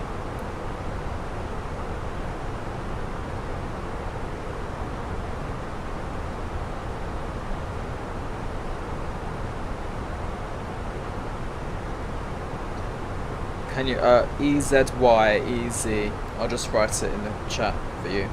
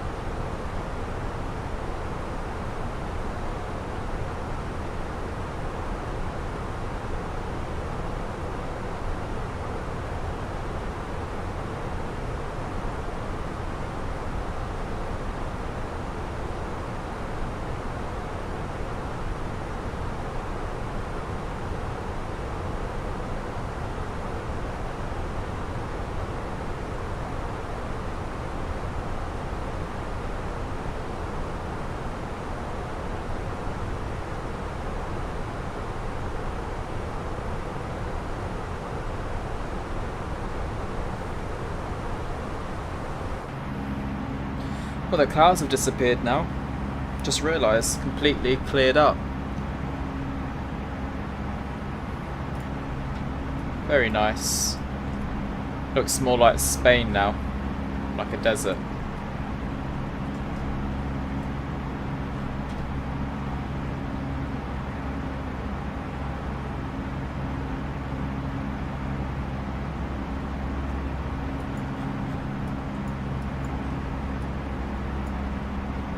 If we look out the left hand side, you should see the coast. There we are.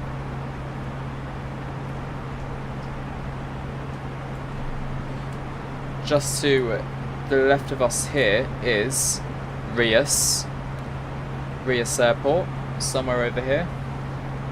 Actually no, somewhere over here, literally on the coast.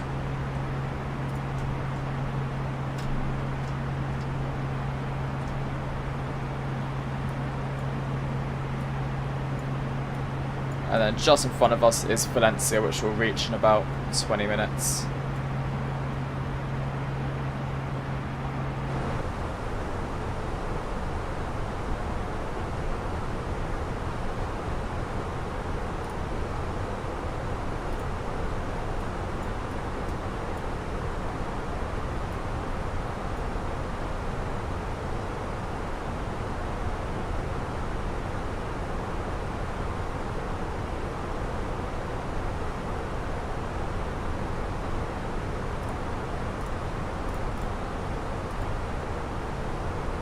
And for arrival, we'll do auto brake low. We'll probably just end up bringing it out to the end. I won't use max reverse either, I don't think. I hate slowing down too quick, missing an exit, and then taxiing like 20 knots until you reach the end. You're flying Ryanair, so you've changed from easyJet to Ryanair. Fair enough. Competitors. Oh, actually, Geneva actually sounds like a good scenery. I haven't got many Switzerland sceneries. Also got Zurich, but I would like a Geneva scenery, so maybe looking to see if there's anything on sale for Geneva on discount there.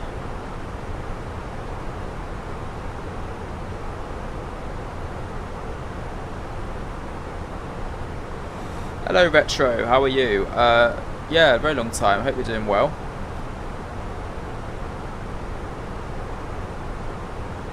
I'm doing good, thanks. Not too bad at all.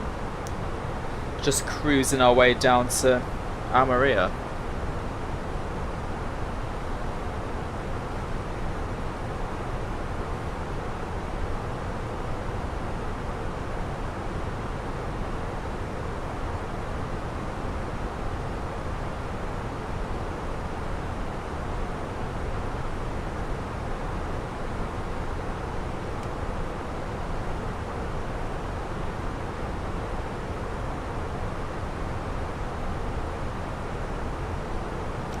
It says it in the title later, and we're off to ALMERIA.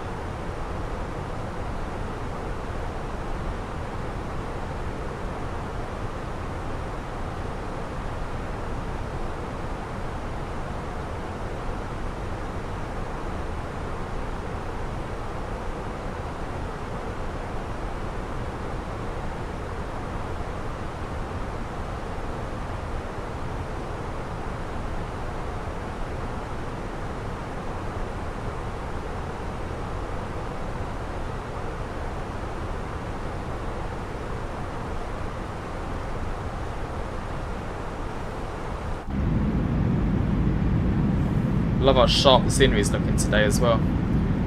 Looking good. Here comes some more turbulence.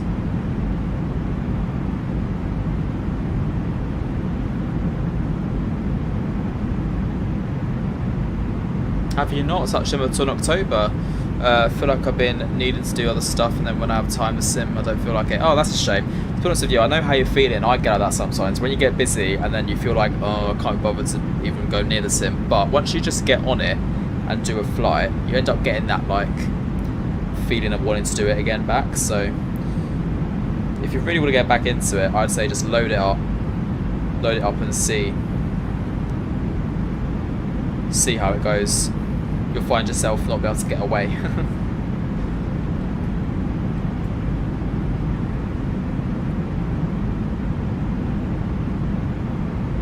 See you later, Finley. Have a good rest of your day. Oh, have fun in IKEA.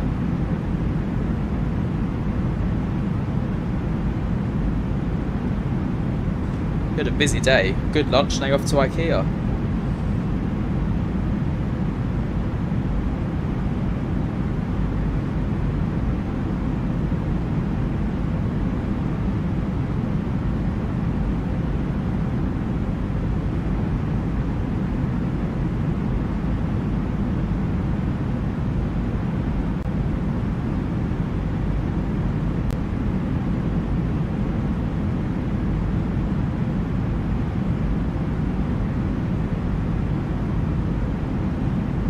Bye-bye.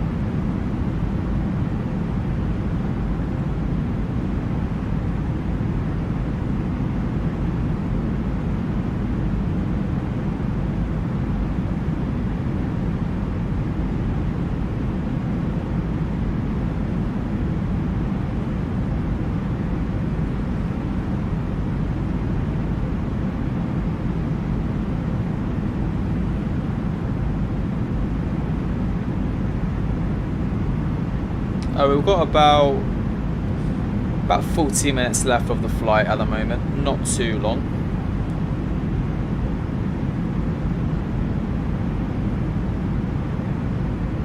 It's gone quite quick actually, when I actually think about it. I quite like doing this route just because it is some lovely views, isn't it? Like over Spain.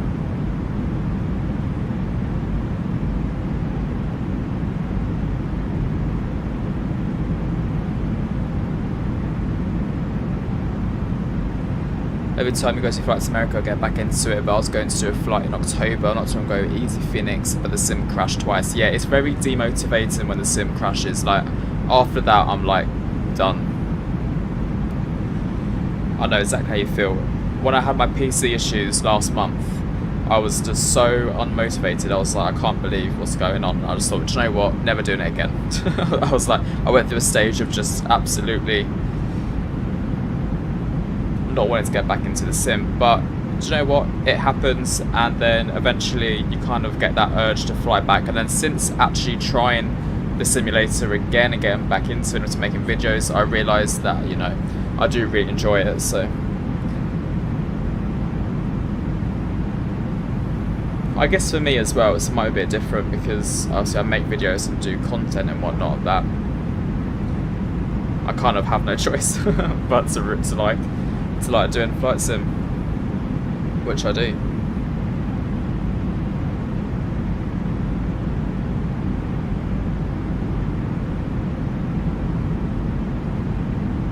You're on the ground at LEAM. Cool.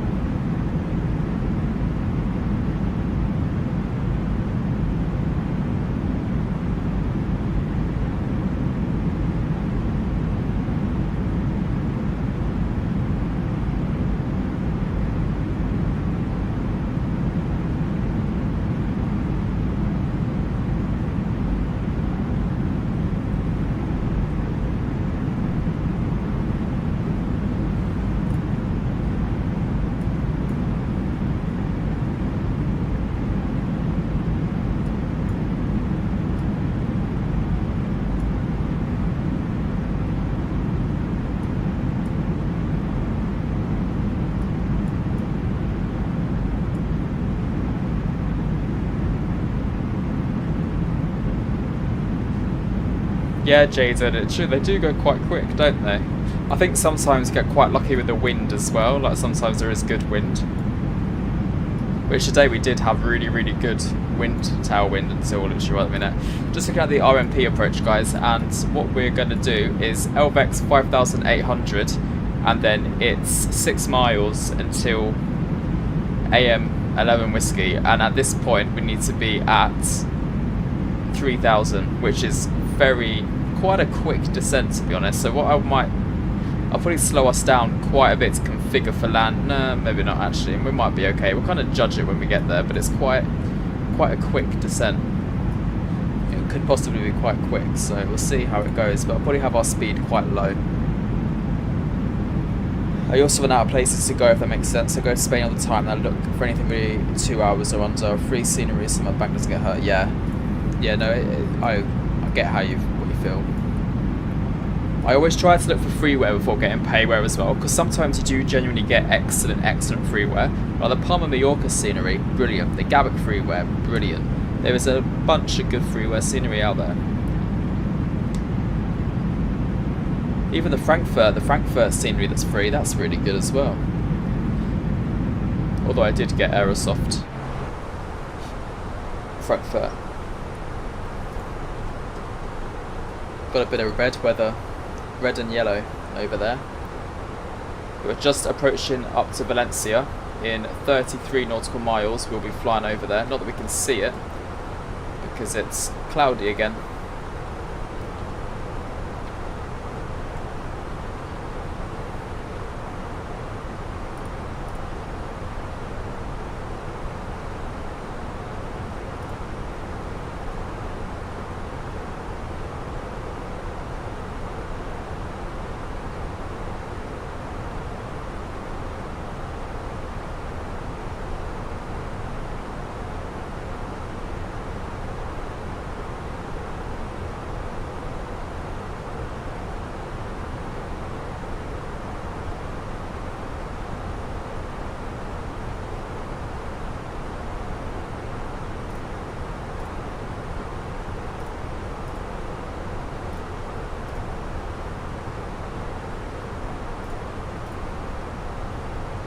How long till I start descent? Not long actually. Let's have a little look. We'll start descent just after we reach waypoint rest 2. We reach rest 2 at 11 minutes past 2, which is in about 20 minutes. So say 20 minutes, 25 minutes, then we should start our descent.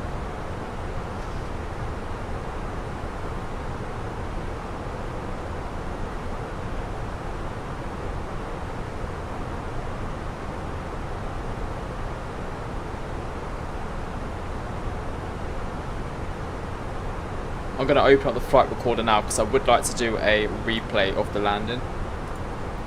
I just keep forgetting to open it up. So if I open it up now, I shouldn't actually forget that I've opened it up. Frankfurt is intimidating. Do you know what? I used to be so intimidated by Frankfurt as well, especially when I accidentally landed into Frankfurt on that Frankfurt Friday event. And I thought, oh my god, it's going to be chaos. Like, I'm just going to forget where to go. It's a huge airport, it's busy, but do you know what, it wasn't too bad actually. Kind of surprised myself there. It was pretty decent. The ATC are quite calm in Frankfurt. They're slow readers as well, which is nice. You go to any UK airport on VATSIM, it's like they read your readback extremely fast. They read your clearance and your taxi instructions really fast, and then it will cut out their microphone, and then you ask them to repeat it. They'll do it again. It's just like a massive circle. What do you think is easier to fly, the Phoenix 320 or the 737 MAX? I'll probably just go with the Phoenix A320, to be honest. I think the Phoenix is it's more automated. Not the Phoenix, but the Airbus in general is more of an automated aircraft. The 737 and the MAX, there is a lot more manual. I always kind of compare them as flying the Airbus is like flying or driving an automatic car, and then flying a MAX is like driving a manual car. That's how I kind of distinguish between the two.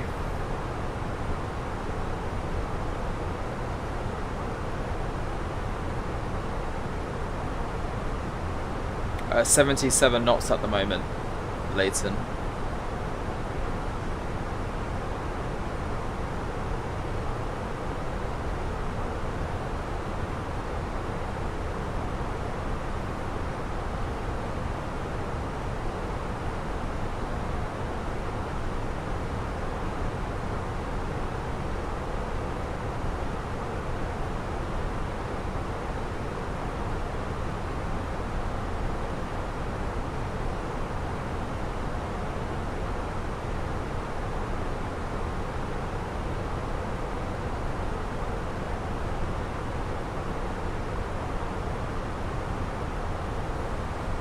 Right, so we're over Valencia. Can't see Valencia unfortunately, but we are over Valencia. In my opinion, A320. Oh, sorry, in Retro's opinion, you think the A320 is easy to fly. It seems so more fun to fly. It's like driving a Tesla compared to a Ferrari. I think I agree with you there. Actually, a 737 is probably a bit more fun. Yeah, the A320 has, you know, fly-by-wire, I guess, so it's a bit easier. Tom, have a look where to fly, and Geneva has popped up. Being as we've been on about Geneva, that's where you're going. Funny that, isn't it? 77 knots later, and that's the wind at the moment. Or it's 79 now. It's like he manifested Geneva, or we did anyway.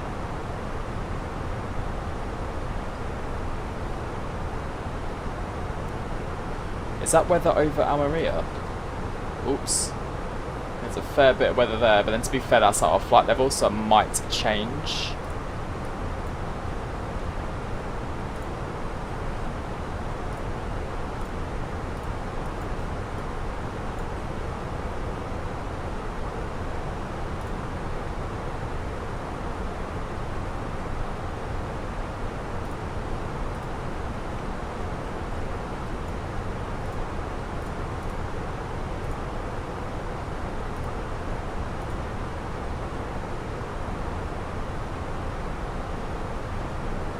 There's a freeway, but it's not ideal. There is a paid Geneva scenery somewhere.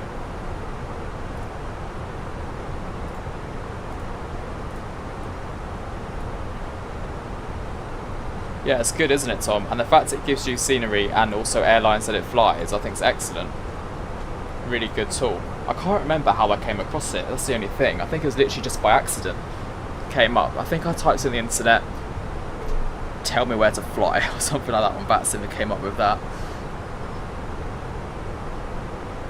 It's cloudy, so low visibility. What, in ALMERIA?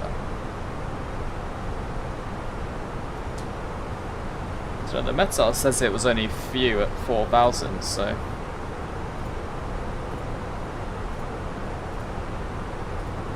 few clouds at 4,000 feet, so yeah, it looks okay down there.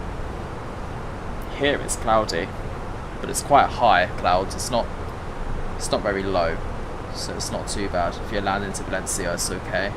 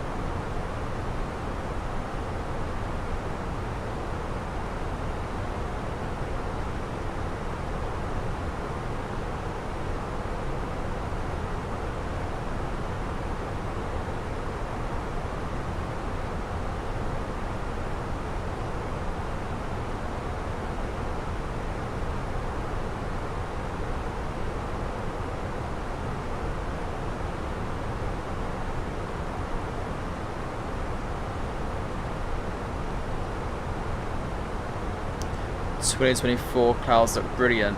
Yeah, they're not too bad, are they? I mean, they're definitely better than 2020. For some reason in 2020, the clouds have more grainy effect to them. They look more... they just don't look as good. But in 24, they look less grainy, for sure. I'm excited to try Sim Update 4 for the night lighting. I think I might become a bit obsessed with flying at night.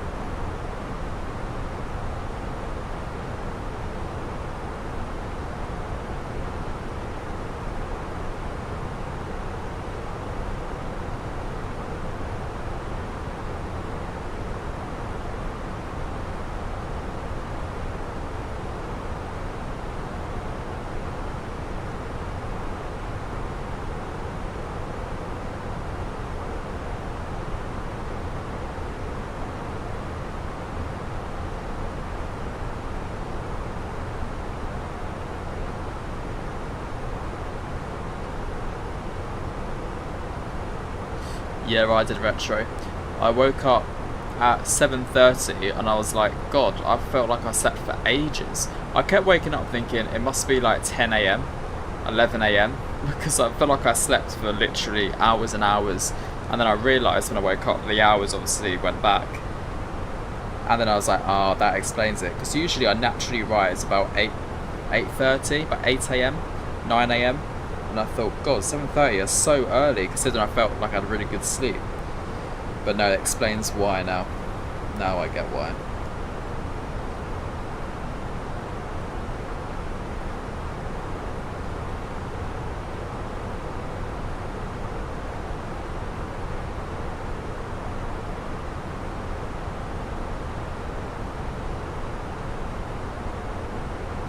Yeah, literally, Tom, that's exactly what it was like for me, except I did feel like I woke up an hour earlier than normal. I was like, oh my God, I feel like I've had such a good sleep. But saying that, I feel quite tired now. It's like it only lasted for a few hours and then I felt tired again. As I always do.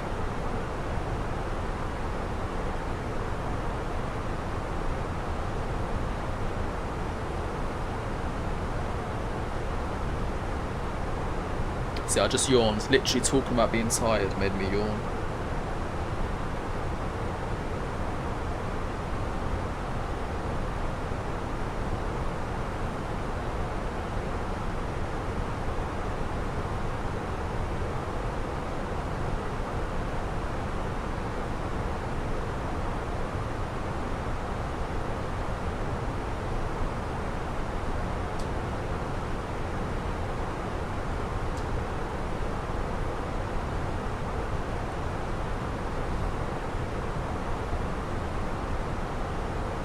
Yeah, me too. I start to get more tired as well.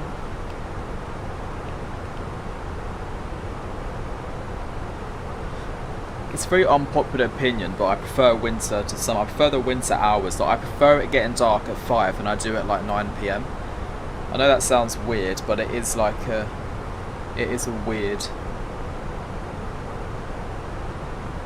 way to think, but a lot of people prefer summer hours, but I don't know what it is. It's a bit like you, Retro. I just love it when it gets darker earlier. I feel more cozy. Like I can go to bed any time between like 7 and 10.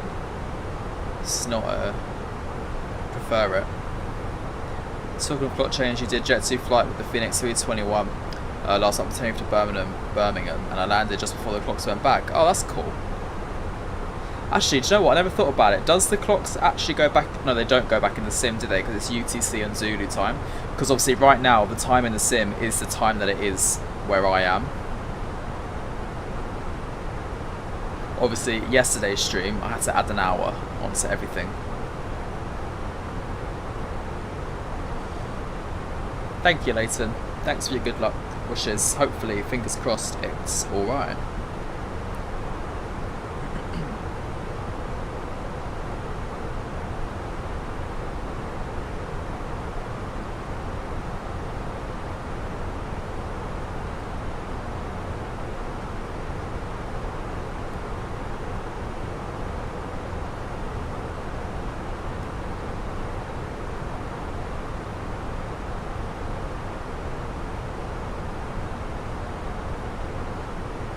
Yeah, UK time is the same time now, yeah.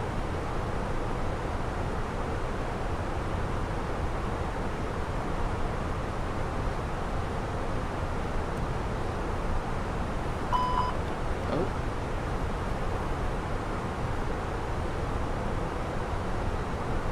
True, there's a lot less people roaming around. Yet somehow we all end up getting ill.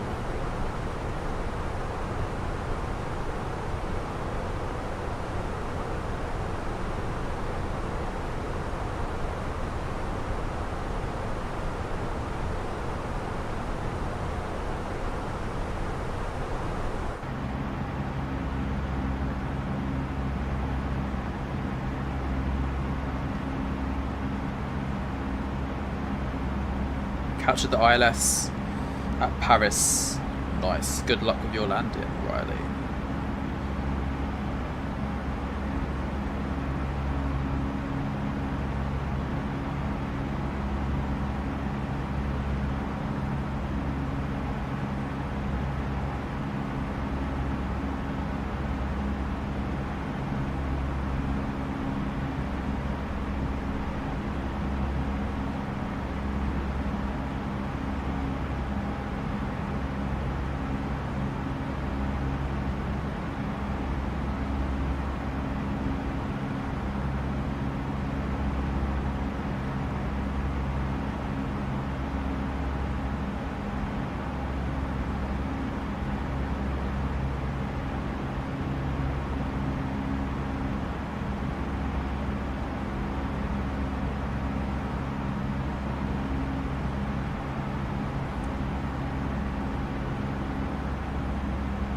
You're doing the exact same route in aircraft. Oh, really? But it's FR6031. It's crazy.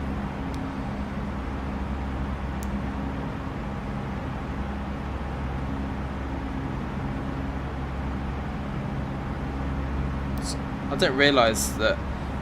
I didn't think people would do that route because obviously East Midlands is a bit of a weird one to fly in and out of, but what can I say?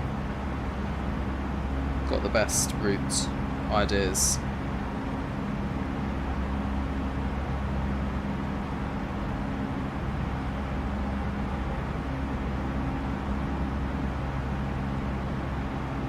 Not until landing at all. Nearly there. Dynamic Plays, hello, welcome to the stream. Hope you're well. Good afternoon. We're just nearly starting our descent into ALMERIA, so come at the right time. Hope you're doing well today.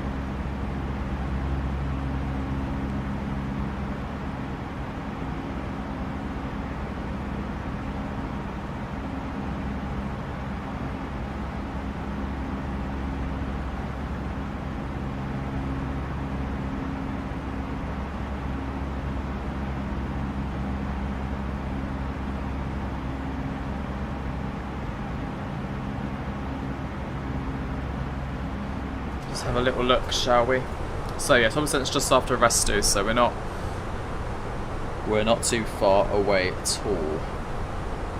Been in the air for 1 hour and 50 minutes altogether.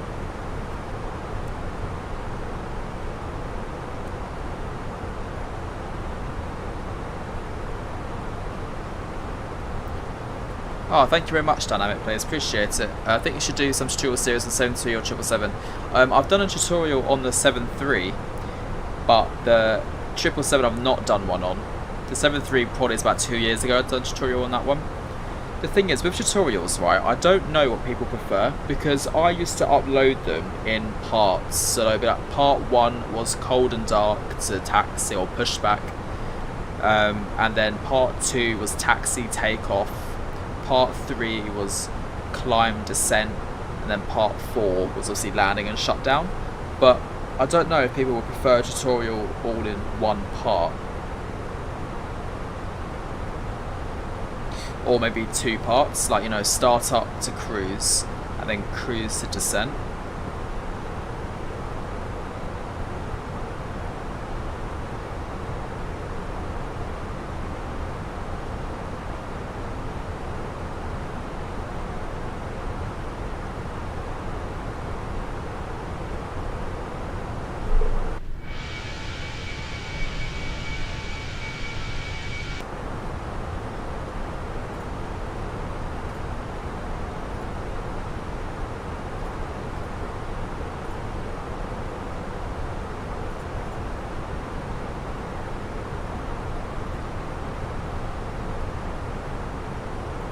You fly the Max 8, nice.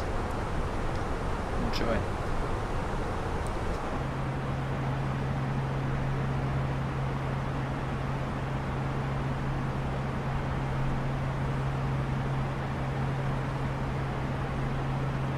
Do it as a part of a series. Do more detailed parts as you have done, and then a full flight putting it all together. Yeah, I could do. So what? So kind of do them as parts, as I said, and then at the end upload like the exact same video as one full part. You prefer parts and like the tutorials, then get straight to the point. Yeah. Yeah, so literally just get straight into it. Yeah, it's not bad. I could. 737's done, but the 777 I haven't done, but I could do a 777. It's an aircraft which is just taken off from ALMERIA on its way back to Luton, but they've taken off runway 25. What is the active runway? The winds are 190, so oh, now they're 220. So yeah, we've got a tailwind. Let's change the runway to runway 25. Hang on a minute, might have to do some change in here, guys. Oh yeah, you need Simbury for the air rack to up day 3. I mean, you need Navigraph, is what I mean. Right, okay, so we've got a tailwind into runway 07, which is what I don't want. So we want runway 25. We can come in via the DOSEC. I don't want the 2 Charlie, we'll do the 2 Quebec. 2 Quebec arrival. And then we can do the ILS this time, ILS Zulu from Ninden, like this. Okay, yeah, we can change that. We just might have to start our descent like now. So 2 seconds. It's a good thing I spotted that. ILS 25 Zulu. Well, let's do Yankee. Via the Dose 2 Kilo. Via Ninden. What's that? No, okay, erase.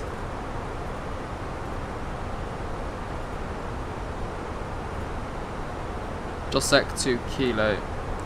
There we go, Ninden. Insert. Okay, yeah, we reached our top of descent, guys, so we're going to have to descend now. So we'll set it to 10,000 feet.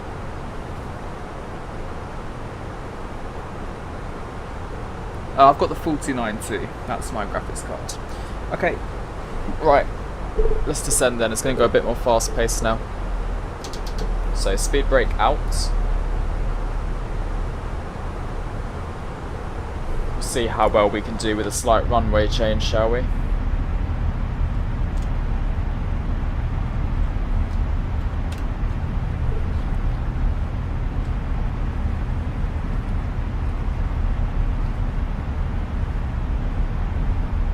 Got to brief myself on the approach again now. Dosec is still flight level 100, and then Ninden flight level 70. And then we come in on the arrival. Final approach. Decision altitude is 305. Sorry, 305. No, not there. There we go. And then we activate our glide slope at 2,700. Okay, nice.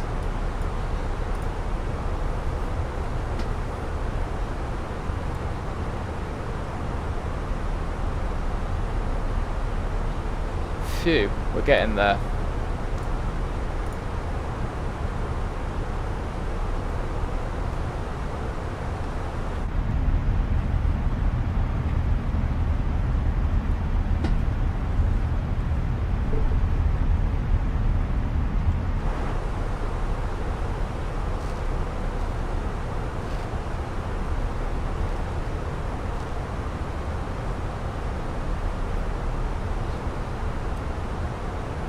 Going to be, might have to do a little bit of a spin at one point. Predicted to reach 10,000. Oh yeah, that's a bit. See what I can do. I mean, the speed is quite stable, but let's do a vertical speed just a bit. Oh no, actually it's fine. Don't worry. The blue line was there, we're fine. What is your most favourite aircraft in MSFS 2024? Currently this one, the Phoenix Airbus series, is probably the best modelled aircraft we have. So yeah, my personal opinion, definitely the Phoenix. How about yourself? What one are you? What one do you like the most?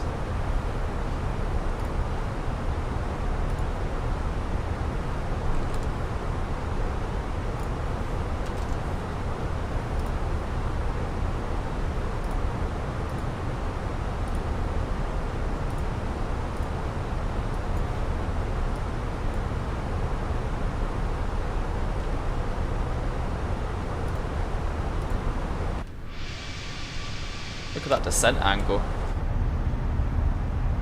EasyJet, Leighton. EasyJet just took off.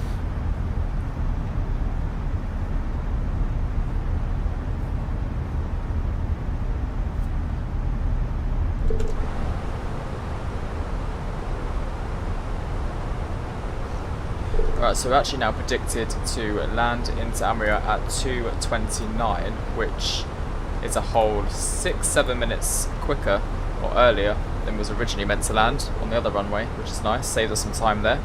So we'll start securing the cabin about 2:15, which is now. You love the fly-by-wire A320s and through the Phoenix, but it seems great, especially the expansion 390 and 321. Yeah, it is really, really good. Fly-by-wire is a good aircraft for the fact it's free, but this one's definitely good as well.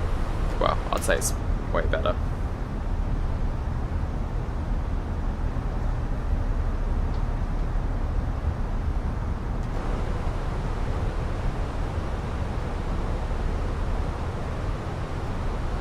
Back on track again on the descent profile, so we're going to bring in the spoilers.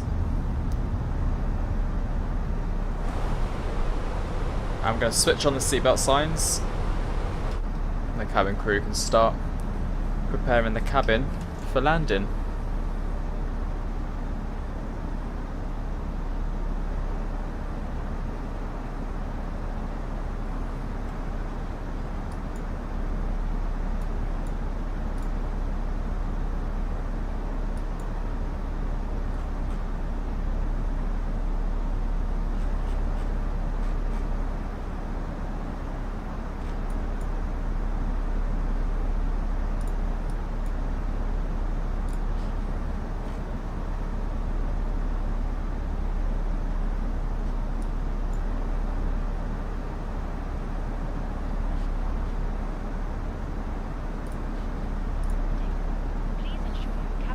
There's the PA.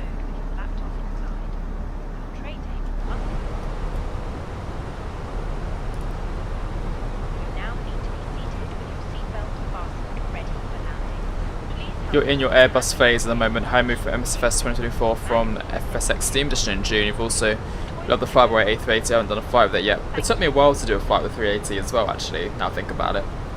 But no, it's a good aircraft. Again, the fact it's free, it's excellent for what you get, so can't be complaining there. It's quite performance heavy, but it's not awful.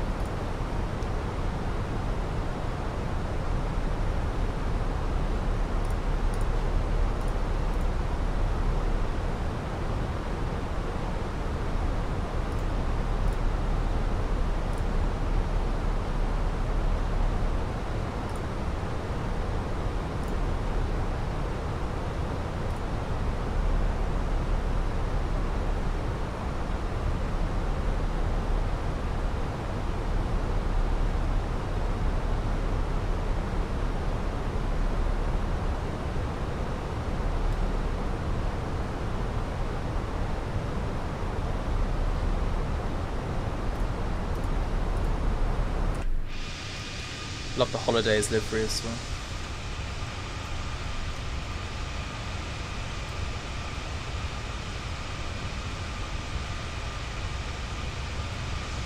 You want a budget? Yeah, that's fair enough, to be honest. So probably do GSX, then a PMDG aircraft.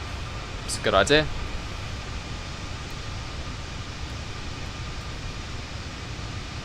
Yeah, especially if you already enjoy flying an Airbus with the fly-by-wire, then it's, yeah, PMDG sounds like a good option.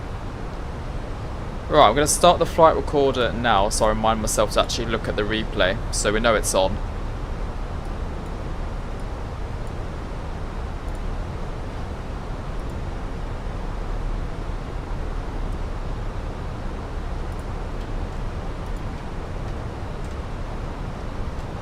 QNH 1015, just refresh it.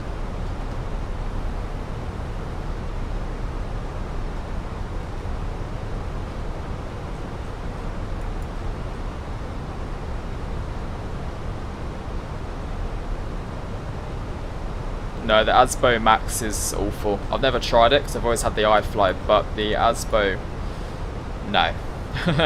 I've seen some questionable things with that aircraft, so yeah, no.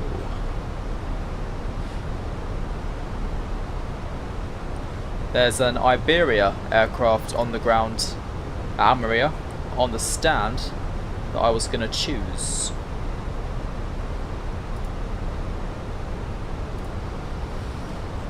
Oh well. And there's us, not too far away. Oh, it's getting bouncy.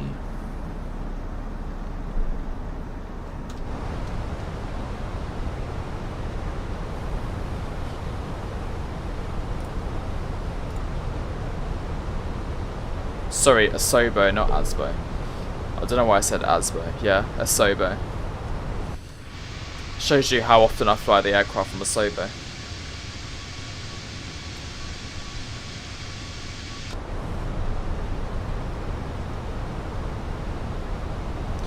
Okay, that's going to bring out the speed brake as well. Get our speed down to just below 250 knots. We don't need to have our... It's brought our speed down to our approach speed. We don't really need it that slow at the moment, but...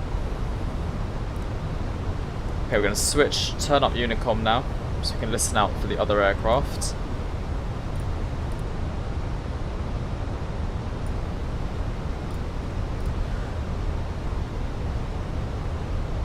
For a long time we thought the iFlyer was the only, was the one that came with the sim. Oh really?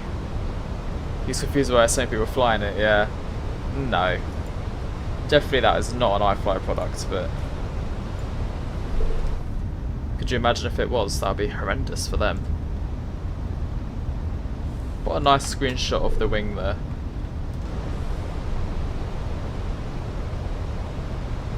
Yeah, the iFly EFB is very clunky, but it's being improved to more of a modern EFB in one of the next updates. They've done a massive development thread of the aircraft and it looks really nice. Right guys, we're not too far from ALMERIA, so it's going to be just down here. So in actual fact, I'm happy to leave the speed somewhat... Actually, nah. What speed do you think I should be at? We're 17 miles out. Let's keep the speed about 210 knots for now. Bring in the spoilers.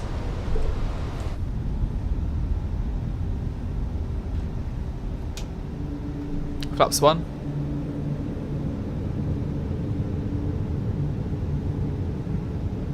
There we go.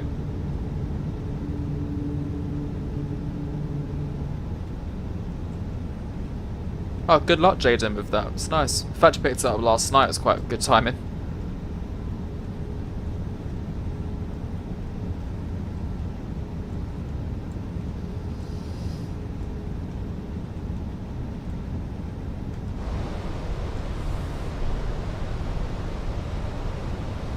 Okay, let's reduce speed to 190 knots.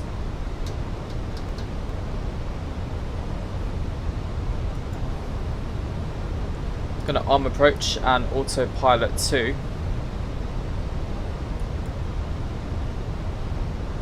The PMDG 7.3's most tourists don't use the EFB and enter it manually. Yeah, the EFB and the PMDG though is pretty pointless, to be fair.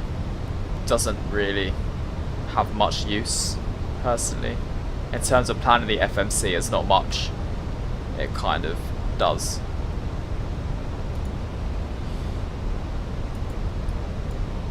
Right, we're set at 2,700.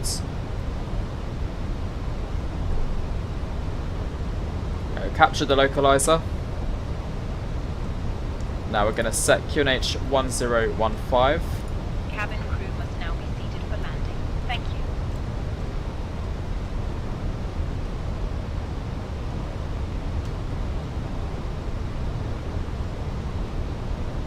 We're 15 miles from the runway.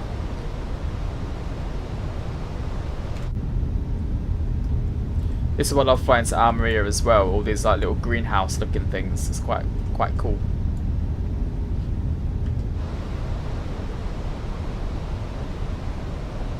Got a strong crosswind at the moment.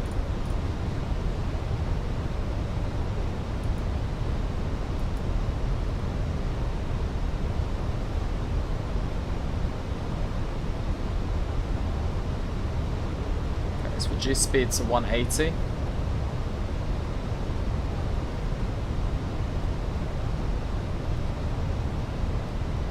Gonna slowly creep up into overspeed there. it's not too bad.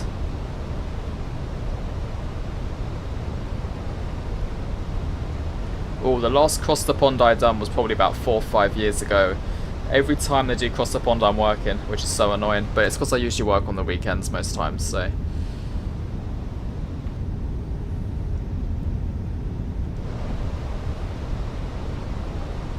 Okay, we have the runway in sight, it's right in front of us. Stop doing that every time. ALMERIA traffic, easy 21, Quebec Charlie 10 miles, final for runway 25. ALMERIA traffic. Okay, so now we're going to set final landing speed.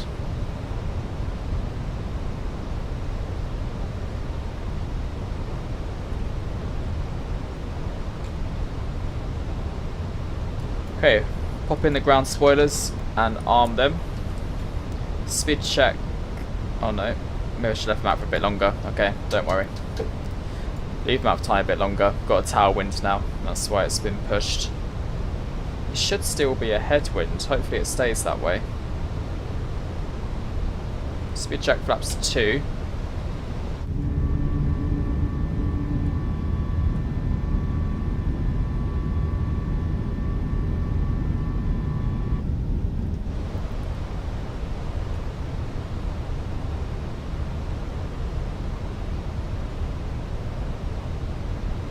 Gear down.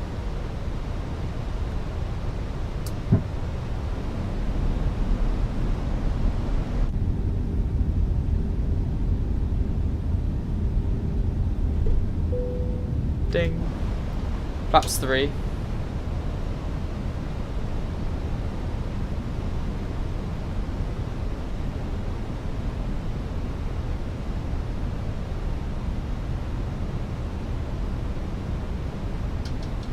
Okay, spoilers in and armed.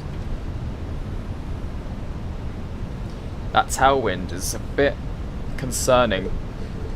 I'm hoping it changes just before we get on the ground, but it said it was a tailwind for the other runways, so. But it is quite variable. Every time I switch up the meta or refresh the meta, it kept changing. Flaps full. There we go. Yeah, look how windy it is, damn. Okay, autopilot disconnected. And landing lights on. Runway turn off lights, taxi lights. Come on. Okay, got the nose down slightly.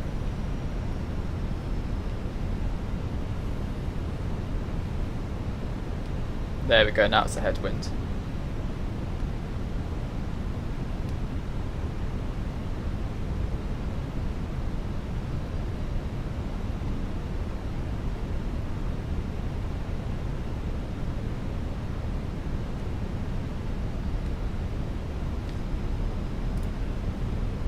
I haven't got my call outs for some reason.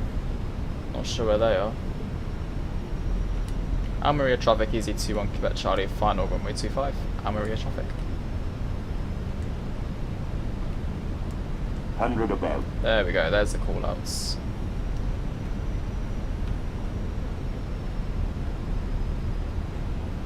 Minimum. Continue.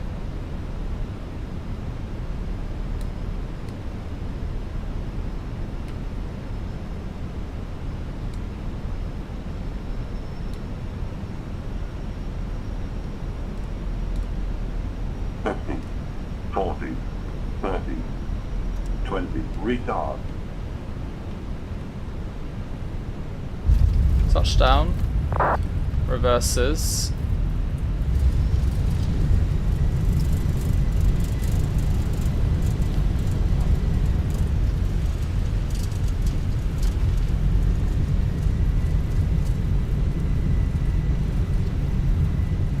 Okay.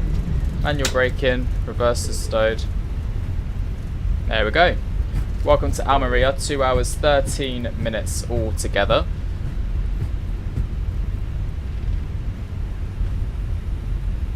And we'll slow it down here. Set the master switch on. Touchdown was in the touchdown zone, which was nice.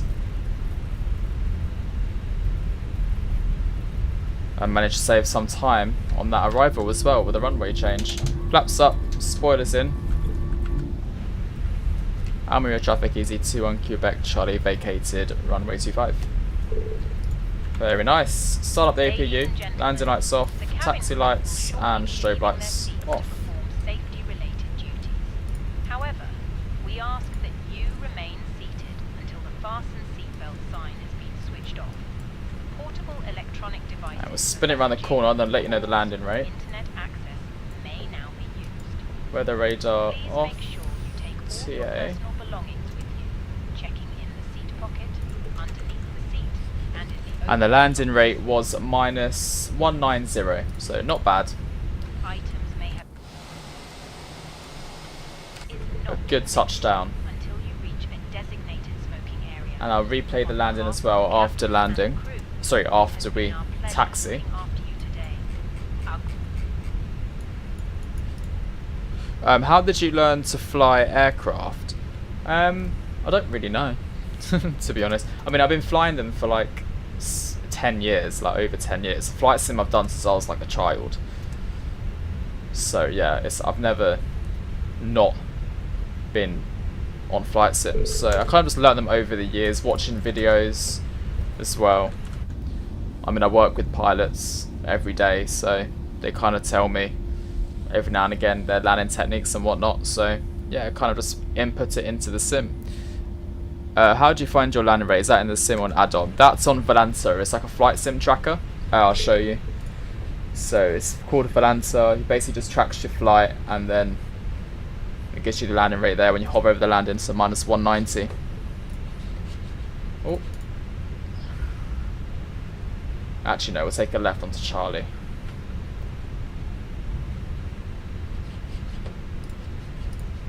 No, are you the Iberia, Leighton? Because if that's you, then yeah, I can see you.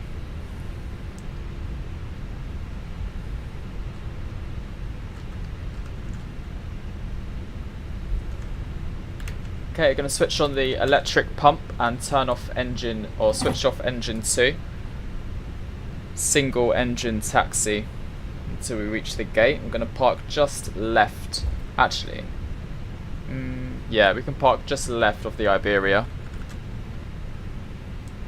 which is stand 23. So we'll go to GSX menu. Not this one. Want the ramp. Ramp 23, and we'll do. Let's do International Airline Group, wherever that is. Okay, so stand 23. Unfortunately, gonna hit the cargo trucks, but haven't got a GSX profile. Thanks very much for the uSign account. Appreciate it. I do try my hardest. It was a windy one, that one, so.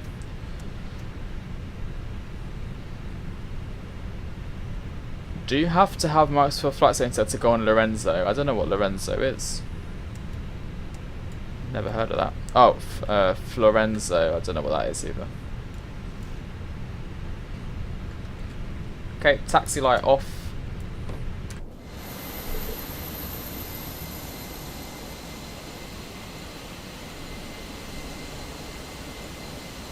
Got to spin it to the right.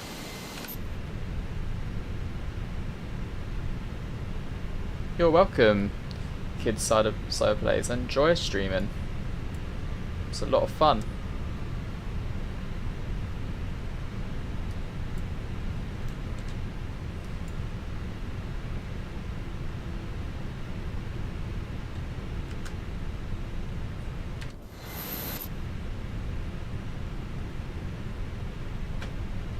Oh, overshot that one a little bit.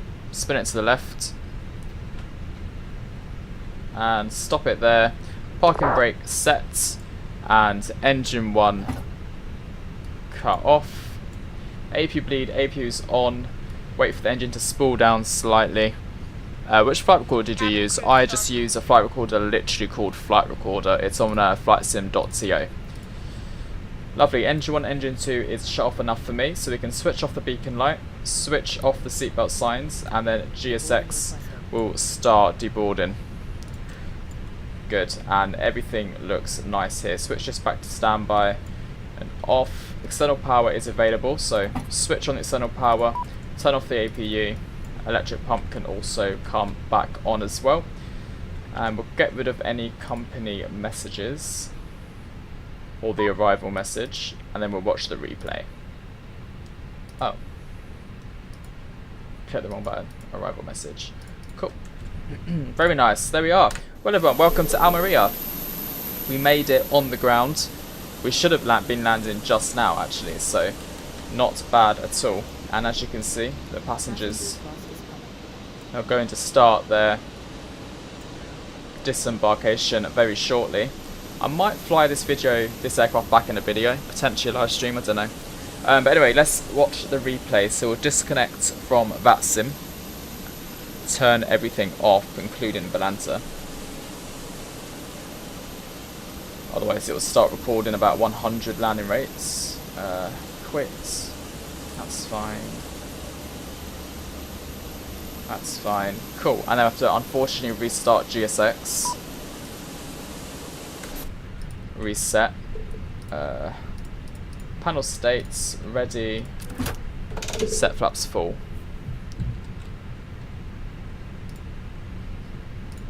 Shut the doors.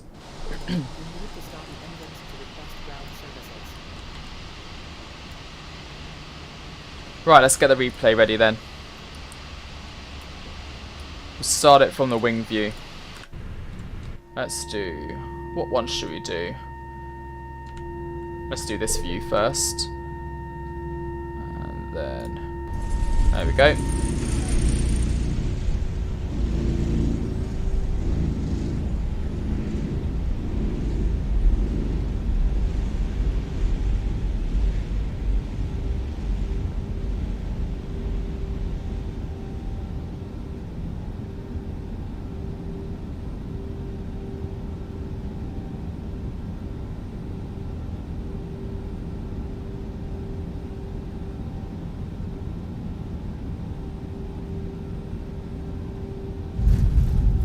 Nice. Touchdown. Just bring back in the spoilers. We'll do this view next. And then we'll go to the outside.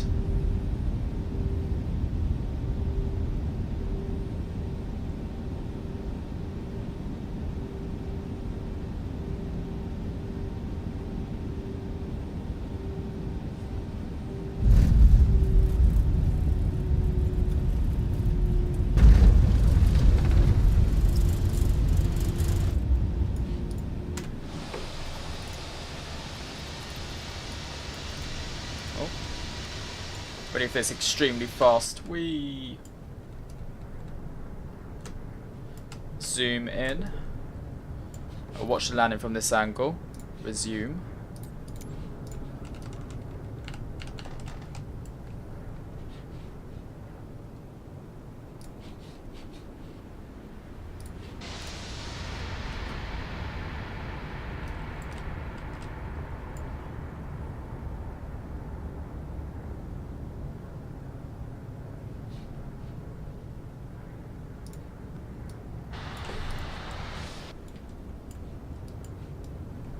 It was a bit tougher actually than I would have liked it to be, but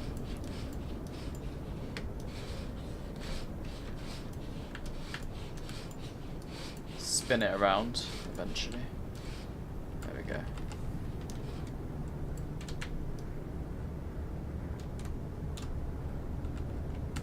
Look how nice that scenery looks behind us with all that zoom.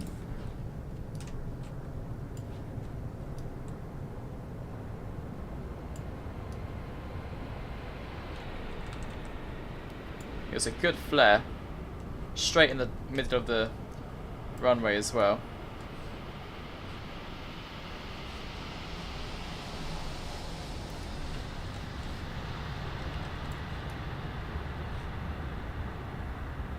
Well, there we have it.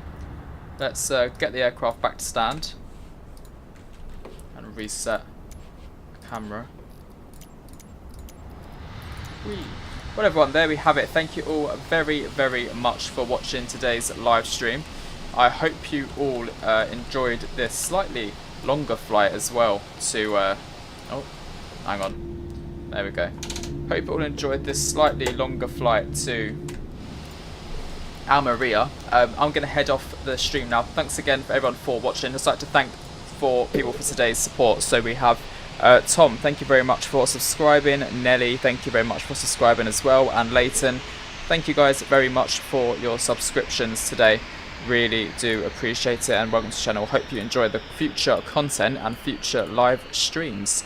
And yeah, I will catch you all in the next video or the next live stream, whatever comes first. And yeah, appreciate it. So thank you very much for watching, and I'll catch you all in the next one. Have a great rest of your weekend and Sunday, and I'll catch you soon. Bye bye.